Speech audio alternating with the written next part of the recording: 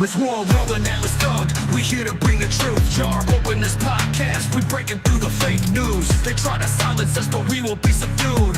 We're bearded alpha males here to save the youth. Spitting fire on the mic with the bass Christian takes. Exposing the lies, keeping the demons at bay. We ain't afraid to speak up, we won't be swayed. Jar open this podcast, where the truth is laid. Jar openers, cracking open the lies. We're rolling Atlas Thug, we're here to rise. Bearded alpha males saving the youth from the godless demons, spreading the truth. We ain't playing games, we're on a mission to awaken the masses with our intuition. Pulling out the corruption with no inhibition. Jar open this podcast, sparking a revolution. We're not afraid to stand tall in a world full of deceit. We're the voice of reason, bringing light to the street, keeping it real, never missing a beat. Jar open this podcast, where the truth meets the heat. Jar openers, cracking open the lies. We're rolling Atlas Thug, we're here to rise. Bearded alpha males saving the youth from the godless demons, spreading the truth. Jar open this podcast, where the truth will never cease. Join us on the journey to bring back peace. We're rolling Atlas Thug, fearless in our release. Jar open this podcast, where the lies will decrease. Hey, welcome to the Jar Openers podcast. This is episode 14, our second consecutive Wednesday, as we added Wednesdays to our new schedule. We're also, on that note, I wanted to let you guys know we're going to move Saturdays from 8 p.m. to 6 p.m., just so it's consistent, 6 p.m. On both days as we grow and expand and work towards getting to that 5 days a week schedule. Bear with me right now. For some reason, my X account is acting crazy, and I thought I was all prepared. I went to start the show, started off with this last 20 minutes has been pretty hectic for me. My camera wouldn't connect. It's been working fine for me all day. I had to do a last second computer reboot, which thankfully that seems to have fixed the issue. And then now as I try to log into X, it is not letting me log in at all. So give me 1 second because I want to get access to my bookmarks. If this doesn't work out, then we'll just go without my bookmarks. We got plenty of stuff in store for the next couple What would the hours. show be without the technical difficulties? The Anyways, part of it right? Last week I had to keep or last Saturday, you might remember I had to keep restarting my camera. It kept dropping. This time it wouldn't even recognize it. So I think your internet's better though. Oh, good. Give me 1 second. And then, well, go ahead. While I'm doing this, you want to let everybody know who you are, where they can find you, all that good stuff? Yeah, definitely was just about to. Forgive the poor appearance too. I literally just took a shower a second ago. So me and Warrol actually were like speed running to get on time. We're a little bit behind. But I'm Atlas Thug. You can find me on Twitter and YouTube, mainly. At Atlas Thug, just exactly how it sounds. Play on from Atlas Shrugged. Resident Christian nationalist, #1 Kansas City Chiefs hater, and ready to get this show started. A bit excited too because we had a last minute idea to do a tier list for the yeah, right, you got a flash to do a tier list for the appointments that have been made, especially with a bunch of them rolling in through.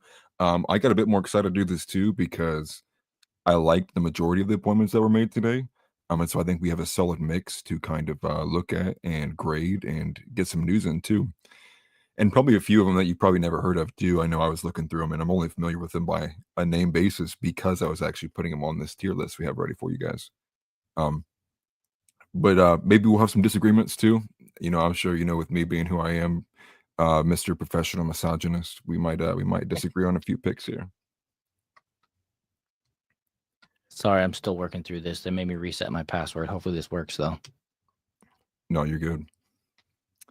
It's going to tell me this was your same password you already had. No, man, I used this a bunch of times already.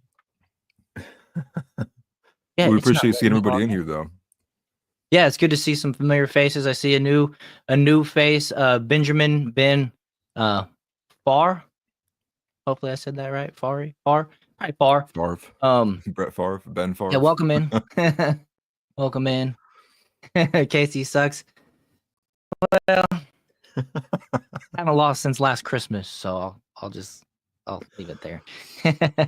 That is true. I did see a report earlier today that Patrick Mahomes and Travis Kelce's homes were like burglarized in October, and they like waited to like release the details because they didn't want any what's it called? What is it called? The copycats to like encourage people from doing it more. That shows you the level of sports ball hate that exists for when teams are doing well and winning like that. Yeah, for sure. Yeah, My so favorite. just share your screen so we can not take your password. Oh, it worked. Yes, thank you. I had to try like 3 different times. Okay, so finally I'm in the X account, which you can follow me. It's at Warrol, by the way. We're streaming over on X as well right now, or at least we should be. Hopefully that part worked. If not, oh well, we're here on YouTube. See it working on YouTube, please. I believe I am at least. Good. I was gonna say, I think my favorite meme coming out of this weekend. If you didn't know, the Chiefs won on basically a blocked kick with no time left on the clock, and if the kick would have went in, Denver would have won. But my favorite meme was the one of the referee, his hands up, blocking the kick himself. I thought that was pretty funny because people like to say the referees are on the Chiefs. So, No. I can tell you this much. The Chiefs fell victim to the New England Patriots dynasty over a handful of times and even twice in the Patrick Mahomes era. So it's probably more than a handful of times. I can remember when I first moved to Florida, we were in a rental house that was super echoey. And I was probably yelling at the top of my lungs at my TV over all the calls that Tom Brady and New England was getting in a playoff game there against Kansas City. So I can relate to the feelings that everybody else is feeling, but I don't feel bad. We're gonna get a new on gate. the winning side of things for once, right? We're gonna get some kind of Kansas City gate. We went from like Deflate Gate to what was I can't remember the other one. Yeah, Always some Deflate kind Gate, of controversy. and then they were spying on the other team's practices or something, using the Spygate, audio or Spygate, whatever it was Yep. called. TNT Cycles, football is the devil. Yeah, you mean foosball. Yeah, you mean English version, right? Where we call it soccer here. Feminine kind. Which I know you're not English or anything, but still. If you are, all disrespect.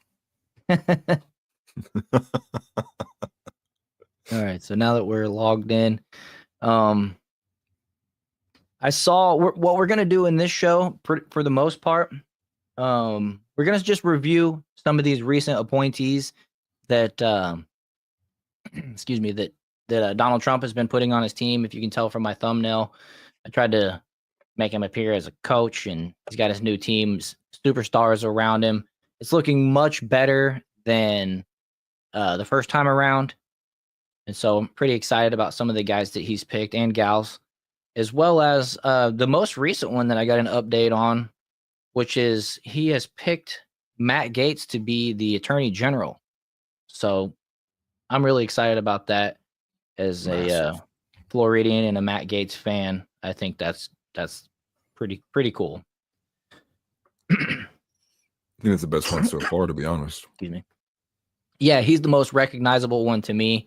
I've been hearing some of these folks as they come out being critiqued and things like that. And the breakdown I've heard on most of these people, for everyone that I've seen, has appeared to be rather acceptable. I don't think anybody's ever going to agree with 100% with anybody else. So I'm sure there's the minor discrepancies from time to time and stuff like that. But for the most part, I'm liking the breakdown that I've seen of some of these folks. Yeah, I think it's like we had a couple really good ones, a couple like kind of just poor ones in my opinion, and then a good bunch kind of in the middle. I think we're gonna have a bit more to when you really see. I think a lot of these people haven't had their heyday yet in politics. A lot of them not really career politicians. I think the majority of them he's picked have been pretty young individuals. So it seems okay so far. Yeah, I'm reading through here. TNT Cycles made a good point. The Senate did drop the ball. That was pretty disappointing. They did a an anonymous vote, which is actually pretty infuriating to me, considering these folks work for us. They're going to vote for their own, leader within the leaders, essentially, and they're not going to put their name on it. I think that's actually bullshit. And so Yeah. not too pleased with that. I would have been rather more pleased with it had Rick Scott won. I moved to Florida under the last couple of years when he was governor here and didn't have any issues really. I thought he handled Hurricane Matthew pretty well, which was my first like kind of gauge on the guy, right? So I thought he did decent there, and then I was happy to see that he moved up into DC and stuff like that. And so, like I said, I understand he's probably not like perfect for everybody, but I think out of the choices we had, Rick Scott should have been the guy. He was like, I saw a scale where he was like 95% in agreement with Donald Trump. And if you paid any attention to the election a couple of weeks ago, is it already last week? Time's flying. November 5th. You know that the country voted for Trump, and basically because we want Trump and his ideas to go through. And from what I understand, I believe the guy that won, was only like 65% in agreement with Trump, or 55% in agreement with Trump on his policies and stuff. So a little bit disappointing there, but we'll move forward. And it wouldn't be the first time somebody got replaced. We saw it with Kevin McCarthy in the House last year, a couple years ago. I think it was last year, headed up by Matt Gaetz, ironically. And so, that doesn't mean this position is permanent. We know Donald Trump likes to fire people. So the dude doesn't do a good job. Hopefully the right person will be able to be appointed. Yeah, I think one of the good things to think about, though, too, is I believe of every single one, all three of those guys who were up for the Senate Majority Leader had already kind of pre-agreed, at least as far as I'm understanding from what's being reported, to allow for recess appointments, which, as far as I understand, is that the Senate can take a recess for 5 to 7 days, and that allows Trump the power to be able to confirm all of his appointments without needing to actually go through the Senate and the confirmation hearings and all that too. So we can see how that's going to go. I really love that concept, and that he's willing to do it. From what I understand, he's already said that he's willing to do that type of stuff. So cool. If these folks don't want to, maybe potentially be replaced for the weekend and then keep their asses there in DC doing their jobs. Yeah. Let's just hope it's not way down the line. And like what you were saying with the voting percentages too, I believe the two that it came down to, outside of Scott, which is Thune and was it Corrin, I believe, they were like poor on 2A rights. I think one in particular actually instituted like red flag laws wherever he was at previously. So kind of a slight scare based on what their voting history is and things they've done in the past.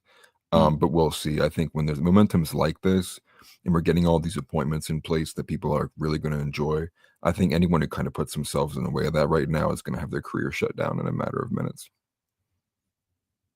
Yeah, I don't disagree at all. Sorry, I got two dogs at my feet and one's growling at the other one as she tries to come in here and lay down. So if you hear growling in the background, I'm trying to take care of that with my feet down here. Got Mike Vick over here having dog fights on her. Yeah, Wednesdays my wife works at church, so I'm here babysitting the three dogs and doing this. So we'll see how this goes. I might just have to kick them out here in a minute, but I think they're okay now. They're enjoying the show, right? One of them's biting her nails. I don't have to trim her nails because she trims them for me. So I saw that you were working on yeah, I see that JD needs to show up in the Senate. I agree with that too. Oh, sorry. So I saw, like I said, like we both said, we're scrambling to put the show together, so we didn't have hardly any communication. Atlas, did you put together that list that we were talking about? Were you able to find something? Yeah, I got it in the preloaded. You got it preloaded? Oh, okay, there it is. I see it. Yeah. Apple won't let you see chat. Of course. It's always got to be something, Chris. Appreciate you for being here. Yeah, what's up, Chris? Nice for being here. and Cora and TNT, Johanna. Yeah, definitely. Getting to be Appreciate regulars everybody. now. Ben, nice seeing you here too as well. It's cool. Stick around for a little bit. Hopefully you enjoy the show. We're still, trying to figure out, get our bearings. Like you can tell from the title, this is only our 14th one. So let's see here. Let's put this one. Actually, guess we'll You go can with make this bigger. that layout or this layout. Probably this one. Well, actually, I bet you if I switch screens here, let me actually do that too. Okay. That might actually have an effect on how it looks in stream. Okay, I'll take it down. Okay. So now it should look better. It should present better, actually. I know I'm dimmed out because my screen changed, but Yeah. Oh yeah, like Cora said, make sure you guys do like, comment. We love it when you guys engage in the conversation. Share this if you enjoy it. If you want to help out a couple dudes trying to make a way on the internets rather than for me working with my hands and stuff like that. I've been building houses for years. All that type of stuff. So trying to make a new path. If you appreciate that, share this video, subscribe, all that good stuff. And also we have a Discord that we put together. The link is in the description. Been working on that and it's growing. And so come be a part of the conversation and join the community. I appreciate everybody that does that as well. I wanted to pull up X. Now that I'm thinking about this, I wanted to pull up the side X so we can see the X chat as well if there's any coming in over there. oh yeah, if you pop it out. Uh-oh, crown again. Nope, Parker. Ben Carson for Surgeon General. Actually, I like that. Surgeon General, I think, might be one of the ones I haven't really thought about, to be honest with you. I think the most surprising thing to me so far is the fact that RFK wasn't like one of the first appointments. I think that would have been maybe one of the first directions they would have went, but maybe it's a bit easier to go from bottom all the way up to the top to what you think is most important.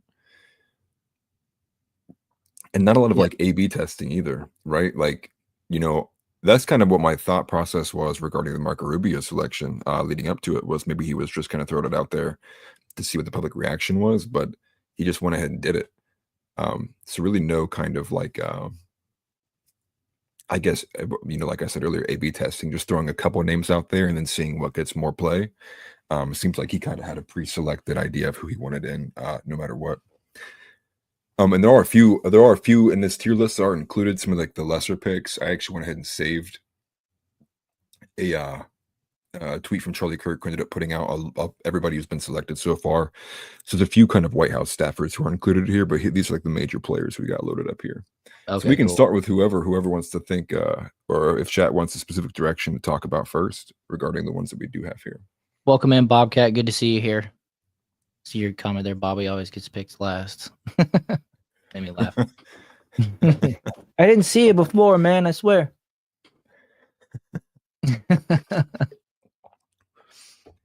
Poor guy, though. He needs to get I saw a good tweet the other day. It said he needs to get someone who can talk for him professionally. Just someone to stand next to him to speak for him. Yeah, right. Let's see here. Oh, okay, you just got here, Bob. So I think Chris said, oh man, my chat's acting weird. Okay. Chris said, I think he figures Rubio is someone he can spare in the Senate. Yeah, I think I saw that clears the path for Laura Trump, right? Someone to actually take a Senate seat as well in Florida. Otherwise, I think it's like an appointment. Ron DeSantis will do an appointment. There's like some kind of like window, I think, where people are allowed to go in. Same thing with like Vivek. Vivek like applied for that initial window to take over for a position in Ohio. But since he turned it down, I don't think anyone else ran. It now falls to Governor DeWine to make an appointment to select who's going to replace him. Interesting. Yeah, because that's something I was wondering about when it comes to like guys like Gates. Does he have to give up his Senate seat? How that works if he does? I'm not 100% sure on a lot of these type of things. And well, it's quite a process too. Yeah. Well, let's start. Go ahead. I was just gonna say, let's start with whoever you want to pick. You got control over there with the mouse, so. Yeah, okay. We can just well, let's just start with an easy one. We Yeah. got Matt Gaetz here. I think for myself personally, I think this is my favorite pick so far. So this is like I think the easy one to go with for me. I'd put him in S. No. Um, a lot of the reasons for putting him in S tier would include the fact of No. he is the definition of being a for the people by the people politician. One of the things that really won me over was going to be an actual opposition to someone else who's down here. About a year ago, maybe at this point, maybe it's just a few months ago. I'm getting too old. Um, was specifically the free speech laws that were being threatened in regards to the Anti-Semitism Act that was outlawing portions of the Bible. Matt Gaetz was one of the first individuals to kind of speak up and write a huge article explaining, why he thought this was an absurd thing to do. He's also somebody who's extremely willing to call out, the three-letter agencies. I think he's met multiple times. He's actually pointed out the fact that he wants to abolish three-letter agencies if they can't keep up with their intended purpose, or if they're needed in the first place. Specifically, thinking of things like the ATF, FBI, CIA, and now him being in the position of Attorney General, he'll have some amount of authority to actually adjudicate over issues in those departments too. Yeah, and he's shown some cojones in the past when he headed up the ousting of Kevin McCarthy when he wasn't when he wasn't serving the party and the people properly. And so out of the Speaker of the House position, that's what led to us getting Mike Johnson, which I feel like Mike Johnson was probably an improvement over McCarthy, but I see McCarthy more as the old guard kind of, and it sucks because a lot of these guys are like huge fundraiser type dudes. Like that's what the deal is with McConnell too. And it's just weird how much money they have to raise to like be on committees and maintain their jobs and stuff like that after we elect them. It's kind of a weird scenario, which I've heard them talk about from time to time. Yeah. And then of course it was McConnell this time, I believe, that was pushing for the anonymous vote. I may be incorrect there, but His time was coming regardless. I think was it like two different instances of him having, what would you call it, like strokes? Giving, whether it was a press conference or just like some kind of short speech, like those freeze up moments. The one was really bad. It was like literally like 15 seconds straight until I think one of his yeah, handlers came up behind him and it's like, did you say everything you wanted to say? Like, it just was super awkward. You just feel bad for the guy. yeah, I think that kind of speaks to what we talked about last time, which is putting some kind of age limit on these kind of positions. There's a certain point where it's like, thank you for your service, but we need to move in a different direction. yeah. Age limit, term limits, which is something that I've seen Donald Trump floated out there as well. Term limits. I think it was 3 terms in the House and 2 in the Senate. Then they got to move on and do other things. Yeah. But I'm seeing here the kind of the consensus in chat as well is that folks aren't that crazy about Johnson either. So I'm curious. I don't know this. I feel like I'm kind of inadequate to talk about some of this stuff, but I'm on a learning journey. And so if you guys know, will they now re-elect a House leader as well, or is that something that Johnson just maintains like since As he's far already as I been appointed? I know understand, kind of it he worked for will. Pelosi, but I don't remember exactly. So as far as I understand, he should be maintaining it. But typically the tradition here, especially when there is such large flips in power, actually moves in a different direction and they end up getting a majority. Mhm. There's generally is some level of like coup kind of events, right? So if you can get a group of people, which I don't even think that requires that many votes in the first place, to put it to a vote, actually, if he should retain his position. Now there's all these different kind of, jargon to explain all these different ways that it can go about. Like a recall or something, but I don't think it's called that. And I actually already did see reporting earlier today that specifically talked about there's already a group forming with its intended purpose to unite behind the fact of getting Johnson out of his position. Okay. Who would they replace him with?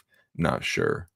Maybe one of the new people who Trump just recently, well, not one of the recent appointments, but somebody who would recently be replacing. somebody who Trump took. Right. Well, the first person that pops into my mind would be Matt Gaetz, but of course he's going to be appears to be the new Attorney General, and so the next person that pops up in my mind would be Byron Donalds. I really like that guy. Yeah, he's a Florida rep, I believe, right? He's from Yeah, he's Florida. also a Florida guy, but I'm pretty sure he's cut from the MAGA, America First type cloth, and I think that he would he aligns a lot with Trump and Trump's views and stuff like that. And I just think Byron Donalds is an all around just good dude. Every time I see him speak, hear him speak. So actually, yeah, I was actually gonna. just looked up Mike Johnson actually real quick, Okay, and it turns out they did have a vote for him to retain his chair if he was They going to remain did. the Speaker of the House. okay, And he won it. So he won the internal GOP election to remain Speaker of the House. okay. So And at I least believe he was endorsed by Trump as well, actually. okay. So was there any does it say anything about any type of agreement like they kind of had with McCarthy where they were able to like oust him with one vote of no confidence type of scenario, or any details like that you're seeing? No, I'm not seeing anything in regards to that. All the top news stuff is essentially just saying that one source says that he was nominated unanimously, Okay. according to sources around the room, and it was via a voice vote. So I'm assuming that might mean that just maybe not everybody voted, but of the ones who did, there were no nays. So he'll Okay. take his nomination to the House floor on January 3rd of next year. Okay. Because I wasn't sure about that, so that's good to know at least that he was reelected by these new folks. Because I know they have the midterms where half the House, turns over every 2 years essentially. So I wasn't real sure. But yeah, I agree with this one from House Leotardo. There's still way too many rhinos, and so way more rhinos than Freedom Caucus. Yeah, and that's definitely true. Hopefully, we're getting them out of there. Slowly and but surely type scenario. With some of the new Trump appointees, I believe it might be Mike Waltz, who's the one who said this, and I could be wrong. So correct me if I am. But Mike Waltz, I believe, is one who is opposing the blank check that's been continually getting signed going out to Ukraine. And I think Mike Waltz is someone who is taken from the House as well. So somebody who would be given opposition to essentially what Mike Johnson has been doing since he's been in the chair there. Okay. And I think that's been one of the biggest issues too, is their willingness to send blank checks to all of these foreign intervention. Yeah, I'm looking forward to seeing what Trump does with all the war stuff. That's for sure. Right.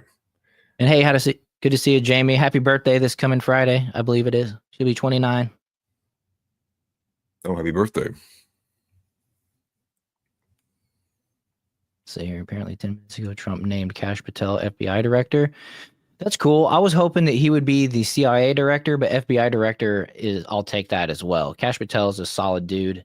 I really like that guy, actually. And I'm glad to see Trump is appointing people that he can trust. Kash has been with Trump for, I think, pretty much the last 8 years solid. And that's hard to get. The way the deep state went after Donald Trump and everybody around him with, basically shoved a telescope up everybody's butt and tried to bust them for anything wrong they've ever done in their lives, because they wanted to try to make Trump look like some villain that he wasn't by saying that he surrounded himself by, with bad people and stuff like that. So, I mean, anybody that made it through that is clearly vetted. And then the fact that Kash has stuck around for 8 years. And that's also exciting, though, especially because he was originally floated as the CIA guy, the head of the CIA, and then that was given to, I believe, Ratcliffe instead. Yeah, when I saw that, I was like, see that. When I saw that, I was like, dang, I wanted that to be Kash, because they floated that out there yesterday. But the appointments keep coming in. Chris said he thinks Kash is more needed in the FBI. Look, they both need either one. I would have been happy with, to be honest with you. I jumped on the CIA thing yesterday when they floated it out there, and then I didn't even think about the FBI until I was reading through reading through a post on X saying, well, he apparently could be appointed in the FBI. So I'm like, all right, good, because we need better leadership for sure. And like I said, I trust Cash to do Yeah. a good job.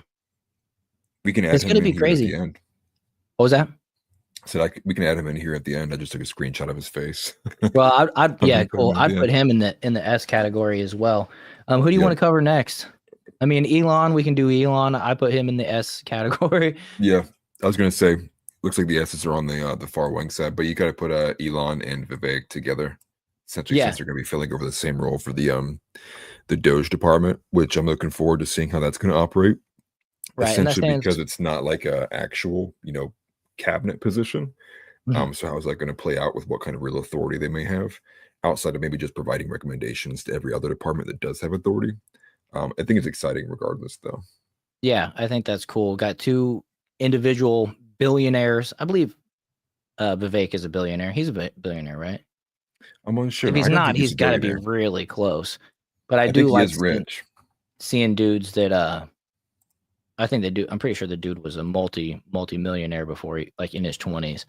But Yeah, he is a billionaire. I think he might be a billionaire by now. Yeah. And so I'm looking forward to seeing these two guys who individually became billionaires aside from each other, joining force under Trump, another billionaire from a third section. And, I can already hear the liberals crying, Trump is enriching his billionaire friends. See, he said he was going to do it. We said he was going to do it. Now look what he's doing. But these guys Yeah. are dudes that I trust. Elon Musk took a big step. He invested. Of course, the number is blank now. How much he spent on Twitter? Was it 44 billion?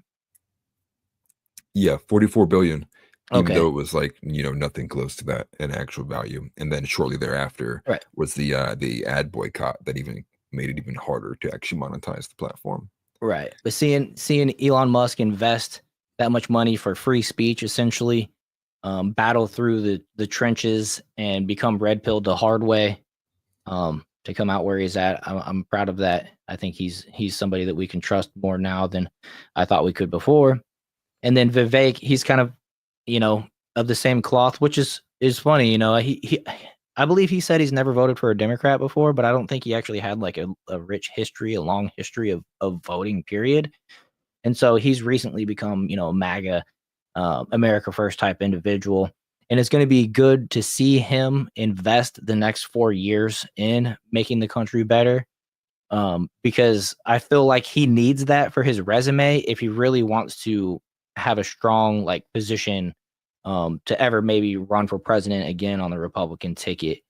I think he puts his money where his mouth is essentially over these next 4 years, stays true to these new beliefs, fairly new in his life beliefs that he seems to be pretty convicted in.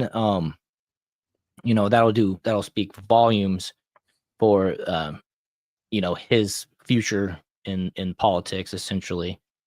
And so it's kind of cool. I think one of the biggest hiccups that people had with Vivek was his background coming from big pharma and especially in the time that he was kind of joining in at too.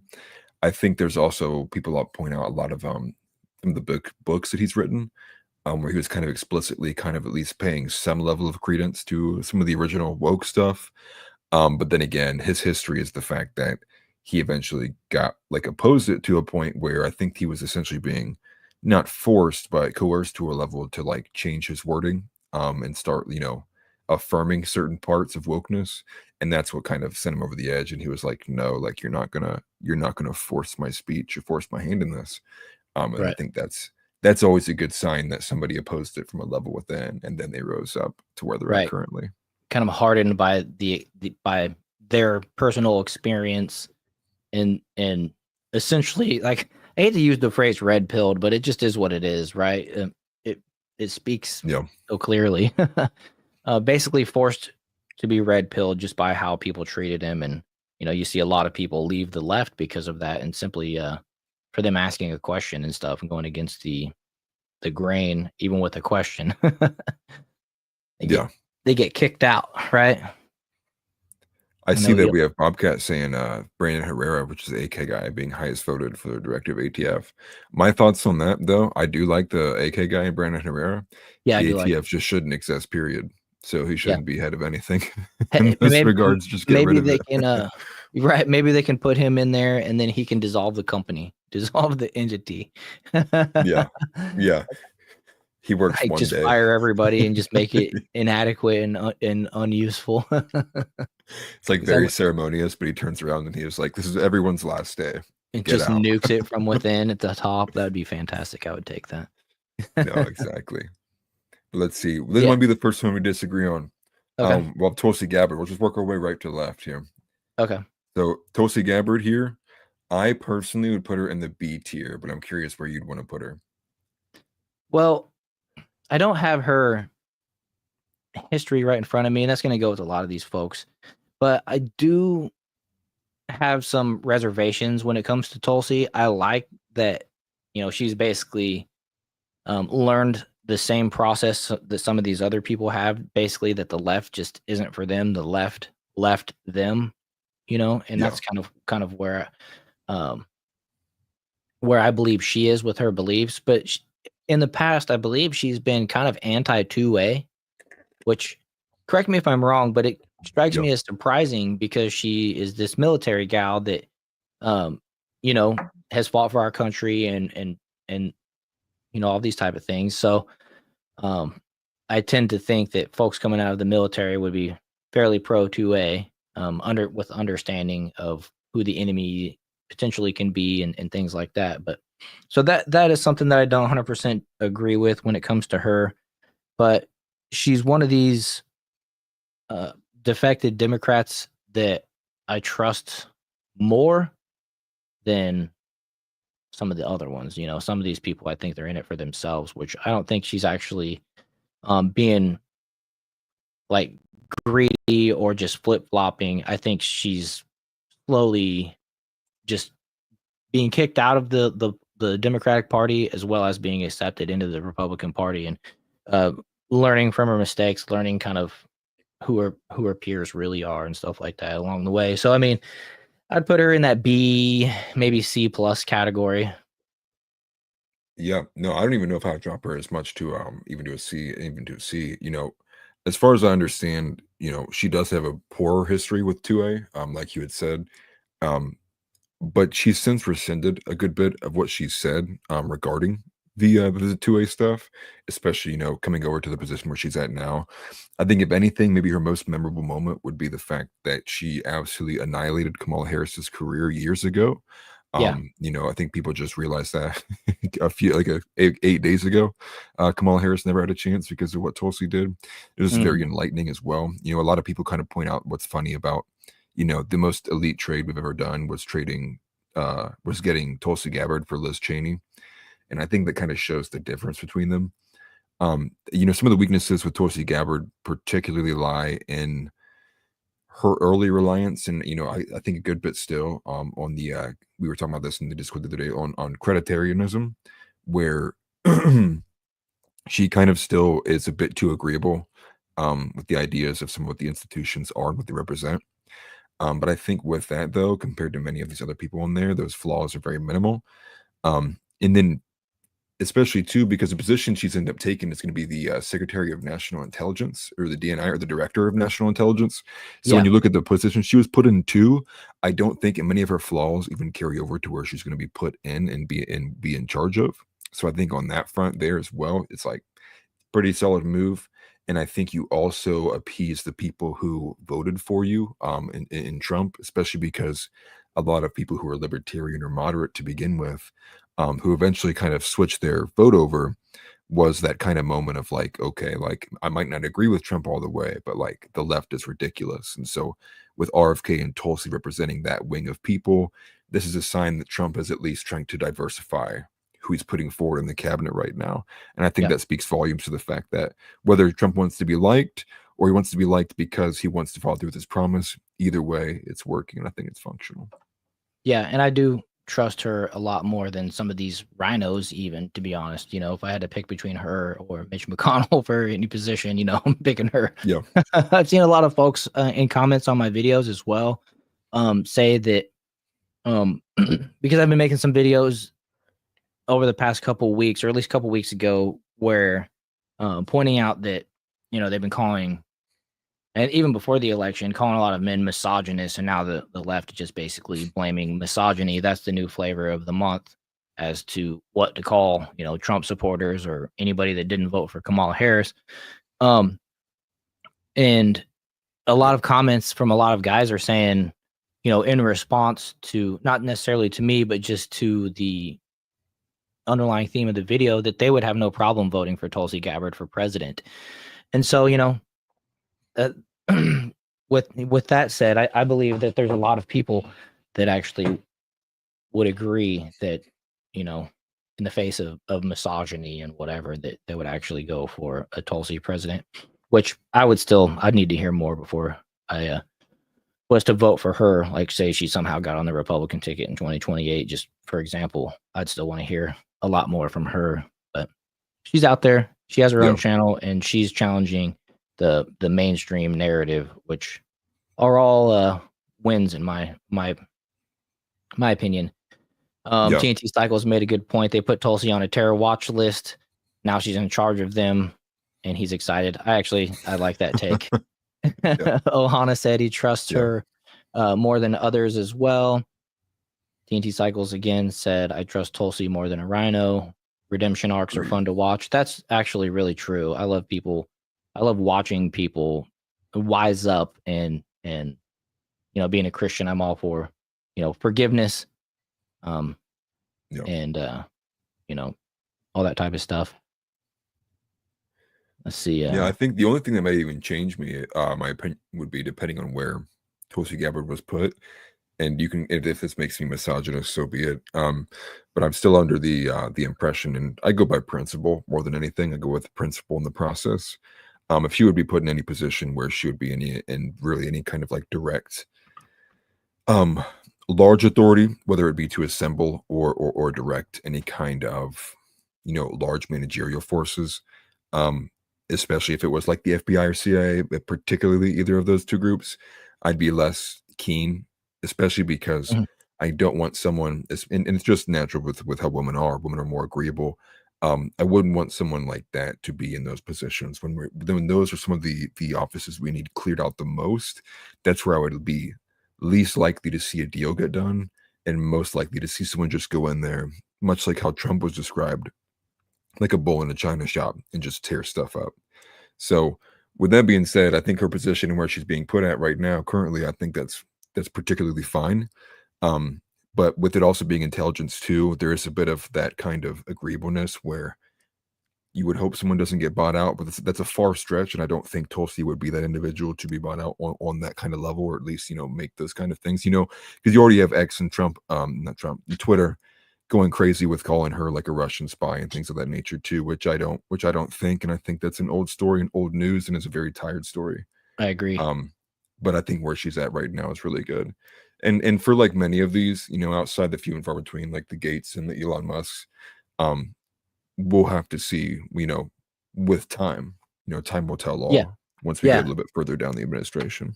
Right. As you were speaking there, it's like, I really I don't give her the grade that I give Vivek, but I put her in the same category as if she maintains her current trajectory over the next 4 years, she will be a strong candidate to be, in my opinion, the first female president at some point in her life. Yeah, and now what I was going to say to that would be I would never vote for a female president. Just once again on principle and process, and so I'll say it again. If that makes me misogynist, so be it. Particularly, I when you think in terms of leadership, capability, charisma, intimidation, and all the things that Trump has made Trump great, with, sliding the photos to different individuals of their homes, telling North Korean president to his face that we would just bomb you, and things of that nature. That's something I think is a far cry to imagine even someone who as polished as Tulsi doing. And so for a lot of very practical reasons, I would prefer that to not be the case. Now, I know people can take it a bit too far and kind of push it. But, I think that's a battle we'll be fighting later on this administration. Right. And Core makes a great point too. A lot of people are like, women have this time of month. And, I think it even kind of exceeds the boundary of that time of month. I think there may be things that could be at play that would divert and distract to a level that you wouldn't see in a male candidate. That's my take on Tulsi being president. I mean, it's a fair take, and for me, a lot would. I wouldn't just want to make the blanket statement that I would never vote for a female president, because I could easily see the two future choices being a female versus a female. And so True. then you essentially would have to, or not vote, which I don't think I would ever just choose to not vote. And then I guess it would be the lesser of two evils, because like if it were Tulsi versus Kamala, and Tulsi was running on the Republican ticket in this last election, I would have still voted against Kamala. It would have been more of a vote against Kamala than, well, I don't want to say it like that, but we'll just say, as it relates to if Trump was in there, I was voting 100% for Trump and 100% against Kamala. But Yeah, I think if it was Tulsi instead of Trump, it would be, depending on what Tulsi said and her positions, like, and all that, lesser of a percent for Tulsi, but still 100% against Kamala, if that makes sense. If I can use 100% twice like that. no, exactly. Especially when you think of the climate too. Like, we're not close to being like on the verge of a civil war. Like, we are in certain instances, and we're not at the same time. Yeah. Especially when you look at the kind of composition of the average male, especially when you go to like younger men and between older men. We're just not a society that's really built for it. Not even just the physicality aspect, but the mentality aspect too. But say things were to worsen in a much greater scale than what probably anyone alive has witnessed or experienced, I think that would maybe change things as well. I think maybe if you do get two female presidents, you would get an outcome that you've not seen in quite some time. Yeah. Cora said Laura Trump, maybe. I believe, is Laura Eric's wife? I think Laura is Eric's wife. And I watched Eric Trump, and I said this in the last podcast.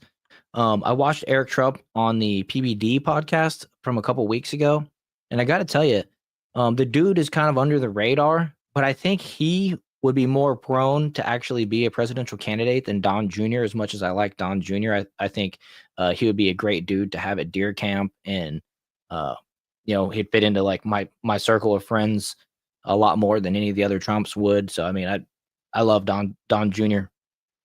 And okay, so yeah, it is Eric's wife.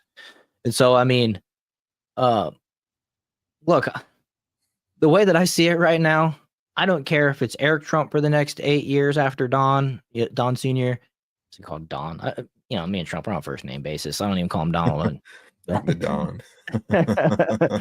The Don. So, I don't care if it's 8 years of Eric, 8 years of Don Jr., 8 years of Laura Trump at this stage, and then it goes 8 years to the next one, and then 8 years to the next one. I don't have any qualms with that. The way that society is standing right now, and these people have all been vetted. Essentially, they've been under attack. Donald Trump has been shot. And so this family has banded together under, one core idea, which is America first, essentially, and making this place better. And I love how Laura Trump handled the RNC.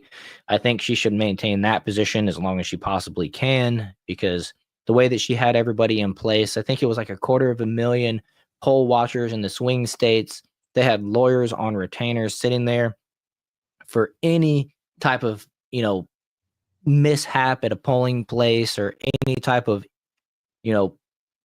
unforeseen whatever popping up, to where these lawyers are on the phone. They were getting rulings out of these judges immediately, and they were extending, the voting time for particular polling places. I know one had a gas leak. It was closed down for 3 hours.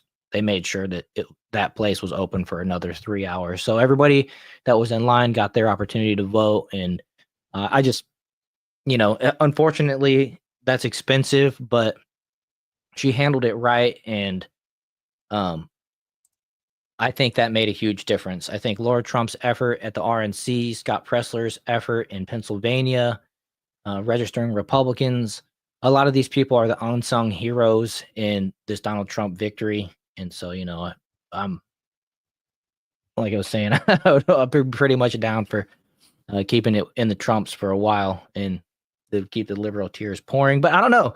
At some point, I mean, you're always going to have your outliers, but at some point, people are going to realize that their life is so much better than it was under, Biden and Kamala, and even under Obama, and just whatever. You know what I mean? And so, Yeah, hopefully, people are, you know, learn from that experience as well. let's hope so. Let's hope it's not a. Well, I think one of the other things I kind of built up in the outline too when I was going through news, the last couple of days, is the fact that the kind of tension that's building, I think is subtle, but it's there. There's like two kind of viral news stories going on right now, that involve murder between family members. One is, I mean, I shouldn't even say one, both are horrific stories. And one in particular involves, a partner or spouse, whatever you'd want to call it. I think they were a lesbian couple, um, between someone who wrote at the Daily Beast, and then, getting into incidents that lead to ultimately death, because of tensions over the election night. And then the other one was when the father, not only took his own kids out, but his wife and his ex-wife, I believe, the day or two following. The guy in Minnesota as well. His name's something nephew. Mm, Um, and I think we're going to see instances of this play out in at least the near future. I can only imagine that maybe a lot of these people just kind of realize like how deluded they are and kind of just like let it go and maybe kind of just like silently walk things back and be like, I did never cared about elections like that much. Um, but it's unfortunate to see, a lot of these people were the ones who fell for the um the Project 2025 stuff. Even though like I think majority of what's in there is great stuff. They think that they're going to be, being made to wear bonnets. People were posting the Discord like the triple XL size ones and like all this kind of crazy stuff, and it's just not reality. But to think that people would make such life altering choices based on delusions is also unfortunate. right. Well, you have the 4B movement, and you have all these women out here shaving their heads, and there's also, I saw the report from Timcast yesterday that there's women out there advocating to make some type of poison I that did see some of that. and poison the men in their life or whatever. It's once again, it's a result from the liberal pundits, the mainstream media, circulating the concept, the idea, the fake idea. It's fake news that women were showing up in droves to vote for Kamala. Historical turnout of women voting for Kamala, and now they're still running with that. It's still in their head that women love Kamala more than they love their own husbands, sons, and fathers, which is completely crazy. But Yeah.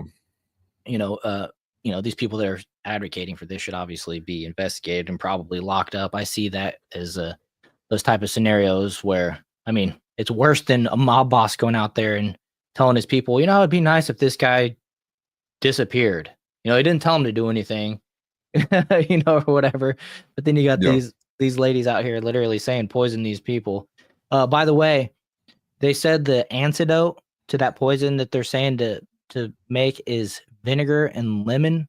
So, maybe mix some vinegar and lemon into your water for the next couple months and just drink it like that.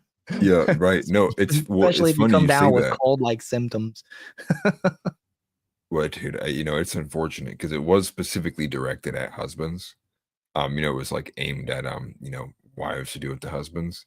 And they're getting around it on a lot of this TikTok stuff because there's a woman, and I forget what her name is, who apparently did this and gave this to a bunch of individuals, or at least gave the details of how to make this, the recipes to do so, some time ago. And I'm not sure the history, but it's some specific woman. And there's like, they're using her name as like a reference to this, right? So like, whatever her name is, your husband. And so then it's kind of like a metaphor for poisoning somebody, Yeah, just based on the fact of what the election results are. yeah, exactly. Cora, I do think that could maybe be explained. She said, "I think it's way too quiet out there. Was much louder last time Trump won." Um, I chalked it up for maybe a couple different things. I don't know if the the craziness really happened so much. I was actually right in the process of moving to Florida at the time. I was packing my house up, selling it, living on a cot in a friend's house, still working 10-hour days at my job back in Kansas City, all while trying to move down to Florida where my wife was already at. And I remember voting for Trump, going to bed feeling like he was going to win, fairly confident, and woke up the next day he had won.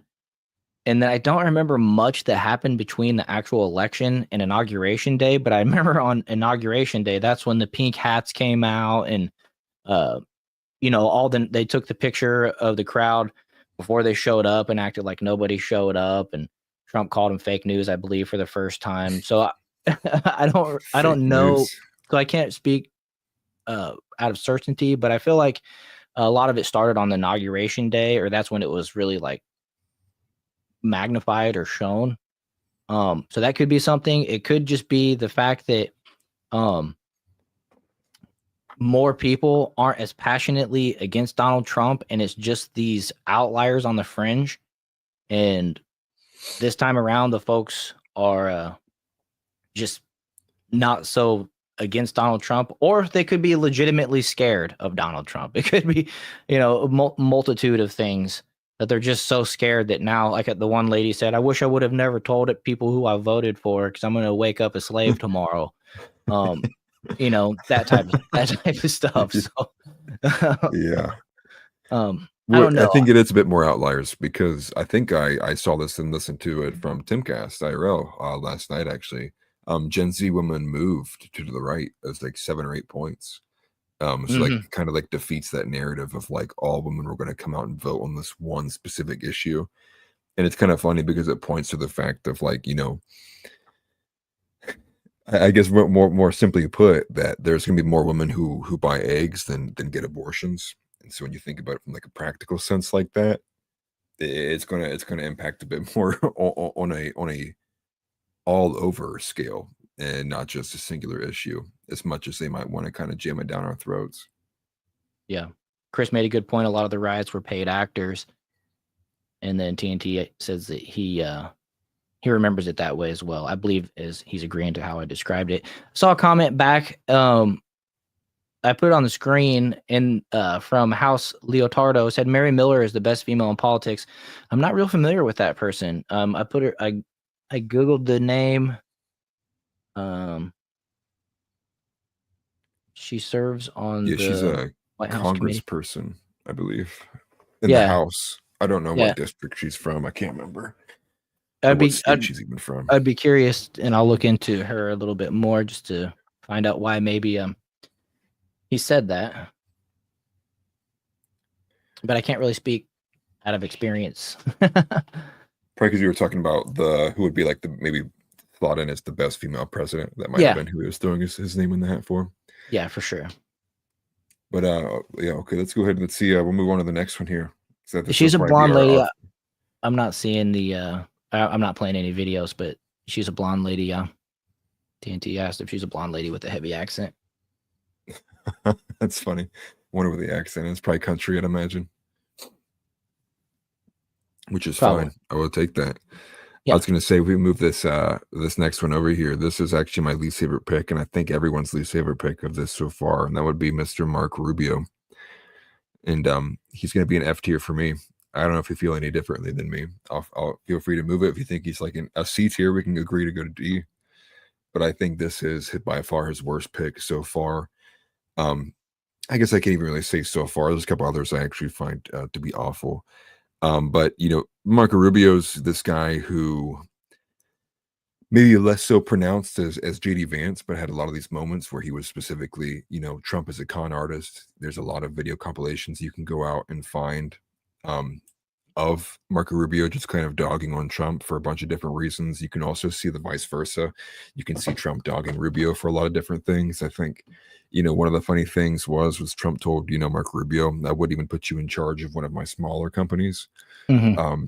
And one of the bigger ones for me too is you also have Marco Rubio is an extreme war hawk for Israel. There's also like a viral video of him where he grabs like the reporter's camera, or at least point or has them direct the camera at him while he's saying something, and he was like, you know, Hamas needs to be eradicated. He puts a pretty harsh foot down. Him and Ben Shapiro are pretty much identically aligned in that.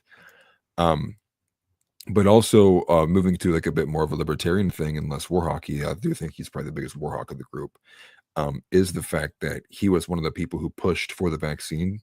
He did one of those, like, he took the picture and he's like, I got my COVID jab.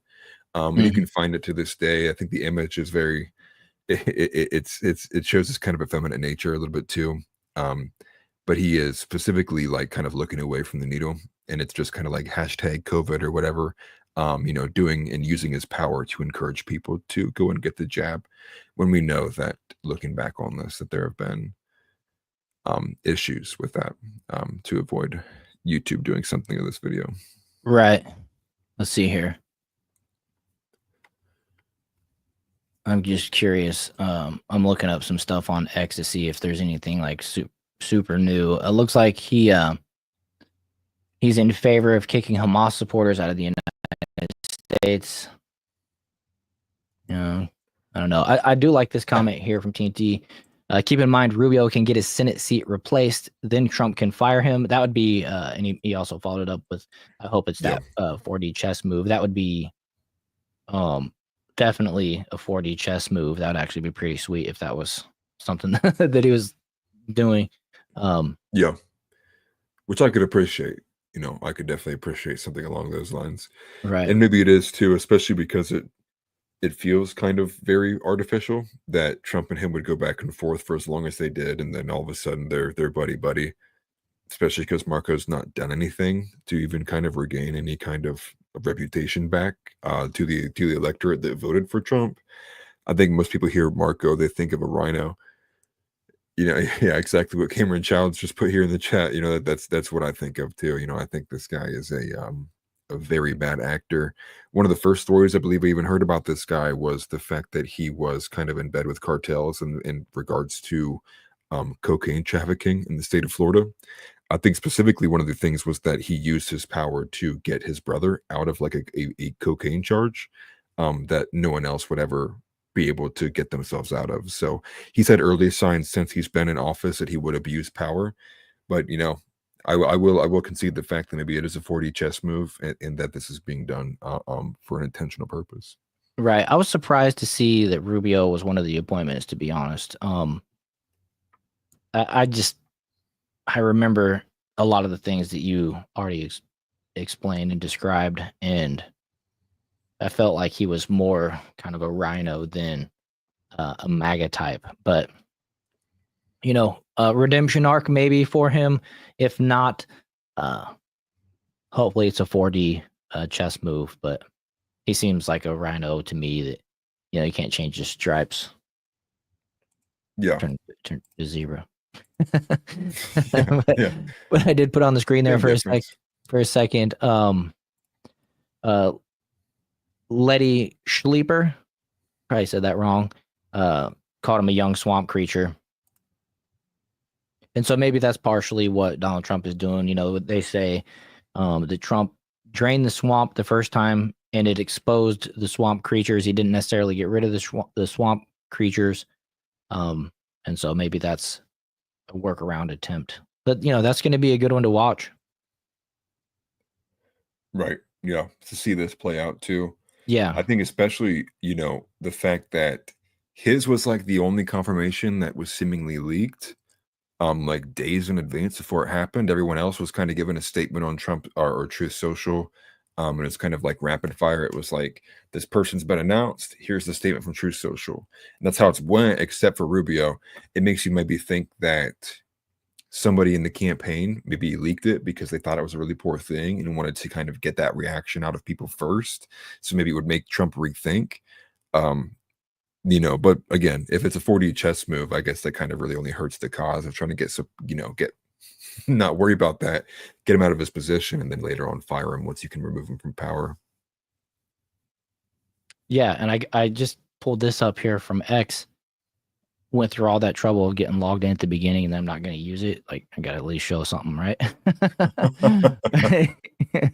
Here it looks like it's a A minute-long clip from Rand Paul. That's Rand Paul, right? Yeah. Yep, Rand Paul. Yep, I've seen this. It's pretty sure he compares him to Hillary Clinton. Yeah, and I want to hear what he says here. This looks pretty interesting. How do you view Let me do the volume. Oh, I guess it's about as loud as it can go. Sorry about that. How do you view Hillary Clinton in terms of her foreign policy views? I see her as a neoconservative. I see her Neoconservative. I see her and Rubio as being the same person. They both want a no-fly zone. They both have supported activity in Libya, the war in Libya that toppled Gaddafi, an intervention that made us less safe. They both have supported pouring arms into the Syrian civil war, a mistake that I think allowed ISIS to grow stronger. And they both have supported the Iraq war. So, I mean, what's the difference? So Hillary Clinton and Marco Rubio are the same person. How do you define a neoconservative? Somebody a lot of times who believes in big government, both domestically and internationally. And so many of the big neoconservatives came out of a movement. They were Democrats mostly. They were some Marxists and socialists, but they were people who ultimately came to believe that we needed a big government involved internationally as well. So a neoconservative often is a big government person for domestic policy and a big government person for internationalism, foreign war. How do you view Hillary Okay. Clinton? So I'm glad I played that because I trust Rand Paul more than Marco Rubio. If you asked me beforehand who you trust more, I think I would trust Rand Paul. The dude's been literally attacked multiple times for our country and stuck around, you know. Yeah, well, it's funny because we play the Rand Paul clip, but Ron Paul and I can never remember what his co-host's name is. They run like a little show. It's like a short show. They only do like 30 minutes at a time. They did like an emergency episode yesterday or 2 days ago, maybe at this point, whenever the Marco Rubio news leaked, because it shortly followed other picks we'll get to, like Elise Stefanik and Mike Waltz. And they just kind of ripped it apart. They kind of pointed out a lot of the reasons why they don't like these neocons, and they thought it was kind of a poor sign of what's to come. But obviously, I think Marco Rubio kind of spearheads that list, especially for the position he's being put into. And a lot of the things, like what he had said earlier, Rand Paul pointed out too as well. This is a guy who is going to be like a chained dog. Like if you give him a chance to go and support war in a foreign country, he's going to take it, which was pretty unfortunate because I think at a certain point, I think us as Americans got to realize and understand and get used to the idea that this isn't the way things should be done. And at a certain point, we're going to have to back our economy with just without having to use guns pointed at every other country's face. Right. Which, boils down back to Trump's peace through prosperity concept. When everybody's happy making money, that type of scenario, there's no need for conflict. The conflict just costs everybody money, Right. But I liked Lindsey Graham and a baby yeah. And Cameron Childs said, I put it on the screen a minute ago, but he would said, wouldn't you want a more intimidating figure for Secretary of State like Eric Prince or Mike Flynn? Yeah, I was expecting Mike Flynn to be in Trump's cabinet, to be honest with you. So I don't know what positions are still. I'm reading through here. He definitely wouldn't be a treasurer. I don't know if you got put there though. Yeah, I don't know what else he would qualify for really, but well, I think that relationship's kind of dead. But go ahead. Oh, is it? I know Mike Flynn, or it appears that Mike Flynn is more on the Trump train. Maybe Trump's not on the Mike Flynn train. I don't know. Well, in regards to the specifics of the Stormy Daniels case, as far as what I understand with that, or no, I might be forgetting it. I might be switching them up between Michael Cohen. Yeah, Michael Cohen is the lawyer. Yeah. Okay.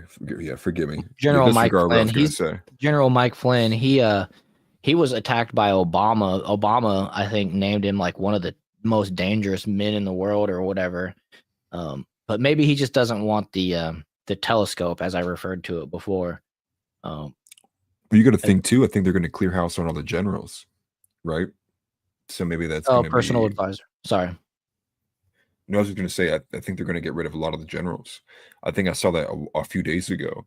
They're going to kind of recall a lot of the generals, like people like Mark Milley, as well as a few other of those 3-star generals who've been put in place specifically to uphold the kind of subversion and wokeness of the military. So Mhm. maybe he just goes back to being General Michael Flynn. Yeah.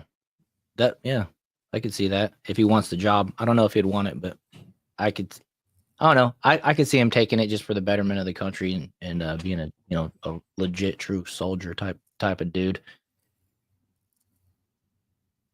But let's go back to our list here. Who do you want to do next? We just keep going down the line. This is actually, we need chat to help us out here. This is somebody who I'm familiar with on a name base only. This is Lee Zeldin. So the guy who we're looking at right now is Lee Zeldin. This is who's gonna replace the EPA. That is the position he's going to be in charge of. So the Environmental Protection Agency. I don't know if it's like director or something. So far, right now, I'll put him at like maybe a D or a C, just because I don't know who he is. But maybe it's maybe he should be a lot rated higher, or a lot lower.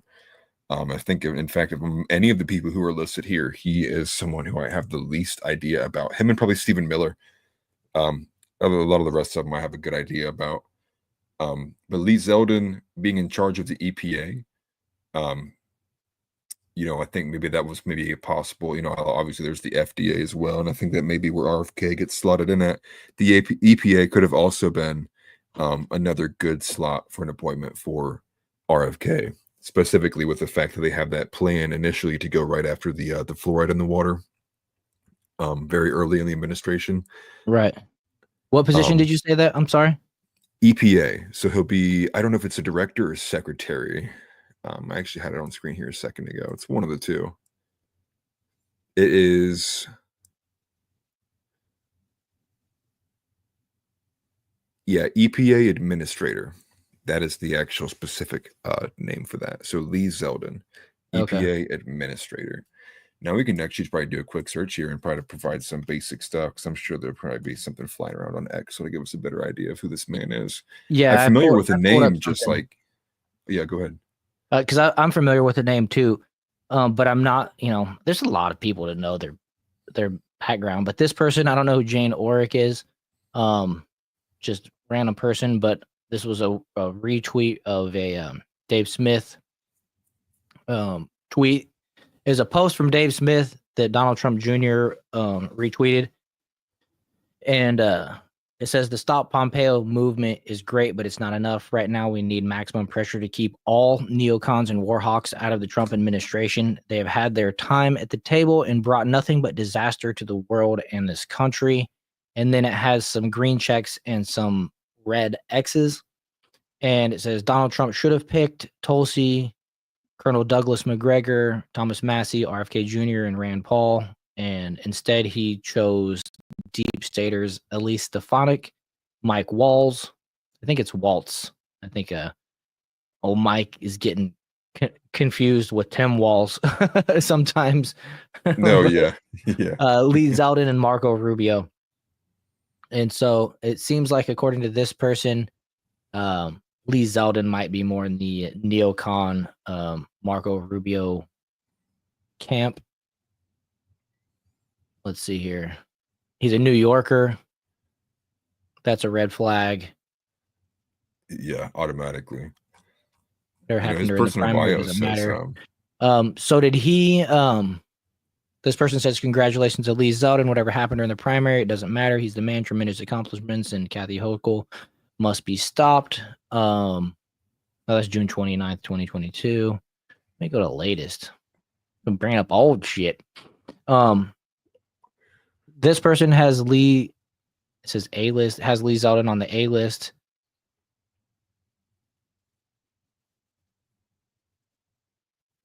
Sorry, I'm just reading through here. No, you're fine. Yeah, I think I've already seen Keith Olbermann is apparently angry with this pick. So if anything, that's enough. You go with the reverse of what Keith Olbermann's mad about. So must good be a indicator. Yeah. But yeah, I kind of thought, I don't know. My phone keeps shutting down. I have them all listed here. EPA, I guess RFK will probably be in the agriculture department. Which would be the FDA. Chris The is saying he FDA. put him as a B. I'm also seeing Marjorie Taylor Greene like this pick. So did Ryan Fournier. A few people I'm actually kind of familiar with as well. Okay. But yeah, I trust you, Chris. You probably know a bit more about Lee Zeldin than either of us do. I'll put him up in the B tier there. You can join Tulsi Gabbard. But being in New York always brings you down a tier. Yeah. I'm gonna have to make D because of that. He almost beat Hochul. Interesting. Okay, so he's not currently in a position then, it would seem. So it would probably make him an easy pickup then. Mm-hmm. Yeah, former U.S. congressman. And he was a 2022 candidate for the New York governor. And he's the chair of Leadership America Needs PAC and Zeldin Cares. Also a former Army lieutenant colonel. So from a military guy there too. I like that. That's always generally a good sign. Yeah, I am a fan of getting more military personnel in the leadership roles. So I just scrolling That is through your trying to figure EPA guy. Yeah, no, same. I'm looking at a few more here. Okay, so let's move on to him. We can settle on the C plus, but we'll put him in the B category. He's anti-Paris Accord. Okay, I like that. Okay, Libs of TikTok is also got a few fire emojis. She apparently likes the pick too. So if we're just gonna judge on proxy, I think we got a good bit here. This one says, but I do see a good bit of people who don't like him as well. Just based on whether it's a lot of this is based on if they support Israel or not. But outside of that, it seems like a lot of the traditional conservatives are like this pick. Okay. This one's a Rolling Stone article. And they said what you need to know about all of these picks. So trying to find Lee Zeldin here. There he is. 2021, former rep Lee Zeldin, Republican from New York, earned himself the worst lifetime record in environmental policy in the entire New York congressional delegation from the League of Conversation. Yeah, okay. Conservation. I was like, wait a minute, I'm not reading that right. Conservation voters, which ordered a litany of pro-environment legislation Zeldin voted against. You'd think that the New York environmental policies would probably be more on the like believing in global warming type or global climate change type of stuff, where I don't really subscribe to the whole global climate change BS, I'll call it. These are the same people that I don't want to say that they're against cutting or that they're like, I don't want to say it. I don't know. They're against carbon, I guess is what I'm trying to say. They want to reduce carbon emissions, but how dare you? Being a wannabe gardener, I understand that carbon is carbon dioxide essentially, and that's what plants need to thrive. And so in a carbon-rich environment, we have more plant life, which having more life essentially means more life to me. So I don't know. Yeah. I think it's kind of a self-fulfilling prophecy. They want to reduce carbon to the point that it causes global climate change or global warming or whatever, because you reduce carbon, the trees die off, and then all of a sudden you have this, see, I told you it was the carbon, and then you're literally the snowball rolling downhill where you have to depend on plant life to reestablish itself. All you got to read is that sentence right there. Zeldin isn't going to prioritize combating the climate crisis. Phenomenal pick. Yeah. That's all I needed to see. Great. Yeah. You're good. And Chris is exactly right. Climate change is real, but we have no impact on it. One of the most common figures that like kind of pointed out to me, especially when I was younger, is the fact that a volcano, a volcanic eruption can put more into the air than like what all countries on the planet combined can do in 40 years. Oh yeah. And that happens all the time. And so it's just, when you think about our impact, it's like, yeah, there's maybe some spot things here and there in regards to like things like the ozone and certain types of like specific niche kind of environment stuff we can break up, when it comes to like individual ecosystems and things, when we kind of like do things clumsily. Yeah, sure. But as a whole, and like the world ending, and like, you see it all the time, like, oh my gosh, the sea level is going to rise to this point. I'm going to buy beachfront property right where I said it's going to be flooded, and it's like you don't even believe the words that are coming out of your mouth. Right. So the overall climate crisis is just a big scam. Well, one of the things I like to use as an example as well, in line with what you just said about the volcanoes, is once I moved down south, there's a lot of swamps, and swamps have a lot of decomposing matter, which amounts to more carbon, right? And on any particular day, you'll be driving down the street and it just smells like sulfur, that swamp smell, really bad, even though the swamp is not really anywhere nearby. But then they want to say that, automobiles are so bad because of the carbon we're producing and this and that. And it's like, well, hold up. I worked for 6 years, probably 100 feet from a highway, and elevated. Like, I worked on top of a hill next to a highway. The highway was down in a valley. So probably 100 feet to the side and 100 feet up. I worked for 6 years and I can never once smell the highway, right? I could never smell the exhaust, even when traffic wasn't moving and the cars were condensed as strongly as possible. I can never smell the exhaust coming off the highway, and I was right next to it. But you can smell a swamp from miles away.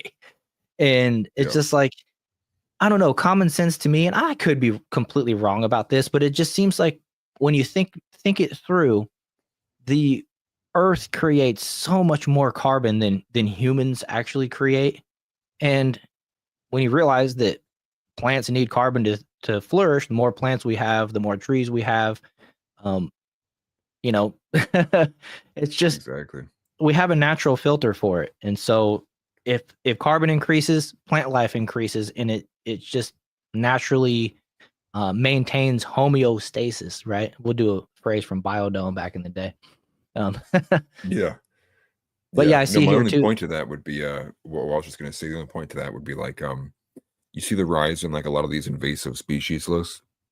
And a lot of that is because like with whether it's China or Japan, and generally comes from other of these countries, is because they're specifically like harvesting certain creatures to a point of whether it's extinction or just to the point where the ecosystem in its natural design kind of breaks.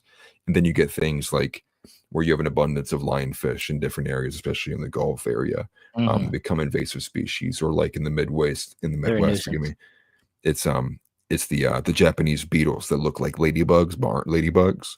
And a lot of that is due to the fact that maybe a certain crop was harvested too much, or maybe a certain animal was killed off too much, or things like that, where it's like smaller, it's very smaller in scale.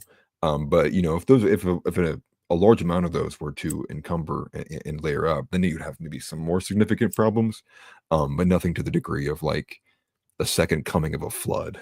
Right. Nothing of like that nature. Right. I saw House Leotardo said they're trying to green the desert in Egypt. It'll be interesting to see how that goes. I've looked into that. I've seen it. TNT cycles make me laugh. I've seen some videos on that stuff, and it looks like it's working. And then I don't know if this has anything to do with it, but apparently the desert is getting a lot more rain than it used to. So it's almost like they're Cloud seeding. yeah, maybe they're cloud seeding too. But I just can't help but wonder if there's a correlation with an increased amount of plant life in the desert as they expand it to, actually causing more rain. You know what I'm saying? Just because of Wasn't China doing that? Isn't that who's? I think China's doing it, and I'm pretty sure they've been doing it in India for like I don't even want to say how long, but it seems like 10 to 20 years. It's a regular part of their thing. They plant these trees, these little saplings. It's a particular tree. I can't think of it right now, but they plant them in these rows, and they have like a full on like industrial process. Like they're doing a lot of planting, and not every single thing lives, but they're sorry, a little yappy doggy.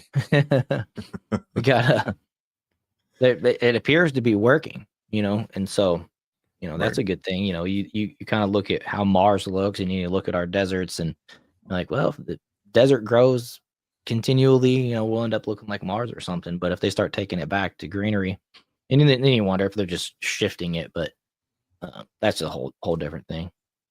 But I saw TNT cycles. Yeah. If cow farts are bad, imagine the 5 million head herds of buffalo farming. Right. That's funny. Is it bison? Is it the American bison that there's only like so few left anymore? Yeah. Like on the verge of being extinct? Yeah, that the Native Americans, I believe, used to hunt to the over hunt or whatever. I can't remember exactly, but they used to run them off of cliffs or something like that. No, yeah. Let's see. I saw something else here about Zeldin, just closing the book on Zeldin. Instead, let's see. One might expect the head of the EPA to take on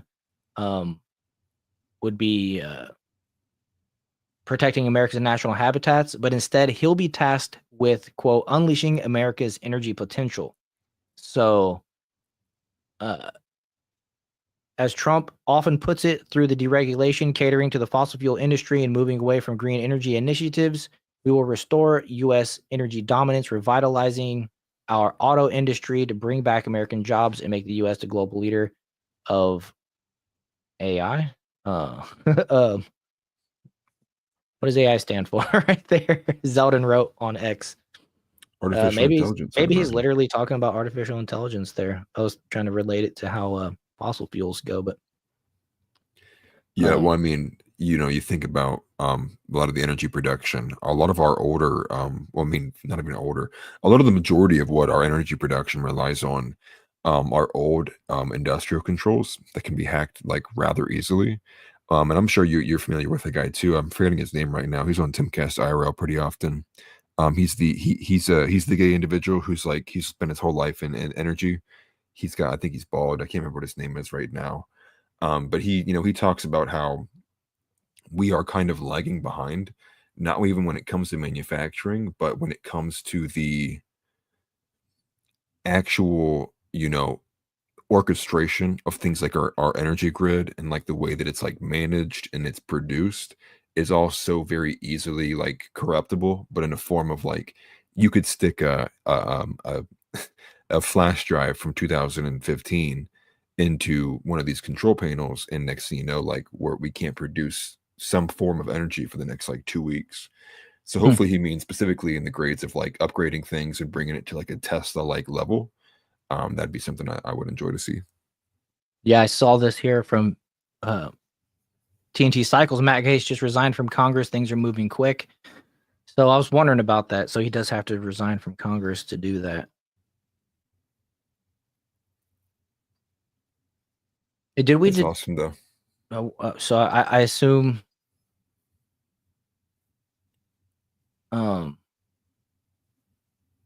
if we talked about it, I forgot already. How does his position get refilled? Is it an appointment? Do we know exactly? For Matt Gaetz being a congressperson, I think his will go to like a district vote. I think it's the senators who get the appointments, or governor appointments, depending on like where they're at, which chair is being emptied. At least as far as I understand. Gates will probably go to a vote though, and it might be some kind of like emergency vote. I don't think that governors appoint individual Congress people. But Chris Stockham's saying it depends on the state, and that could be true as well. Could be different individual state processes, as well as what district he's coming from. All right, let's see what the brave version of Google's has to say about it. And then Justice Guy is saying appointment.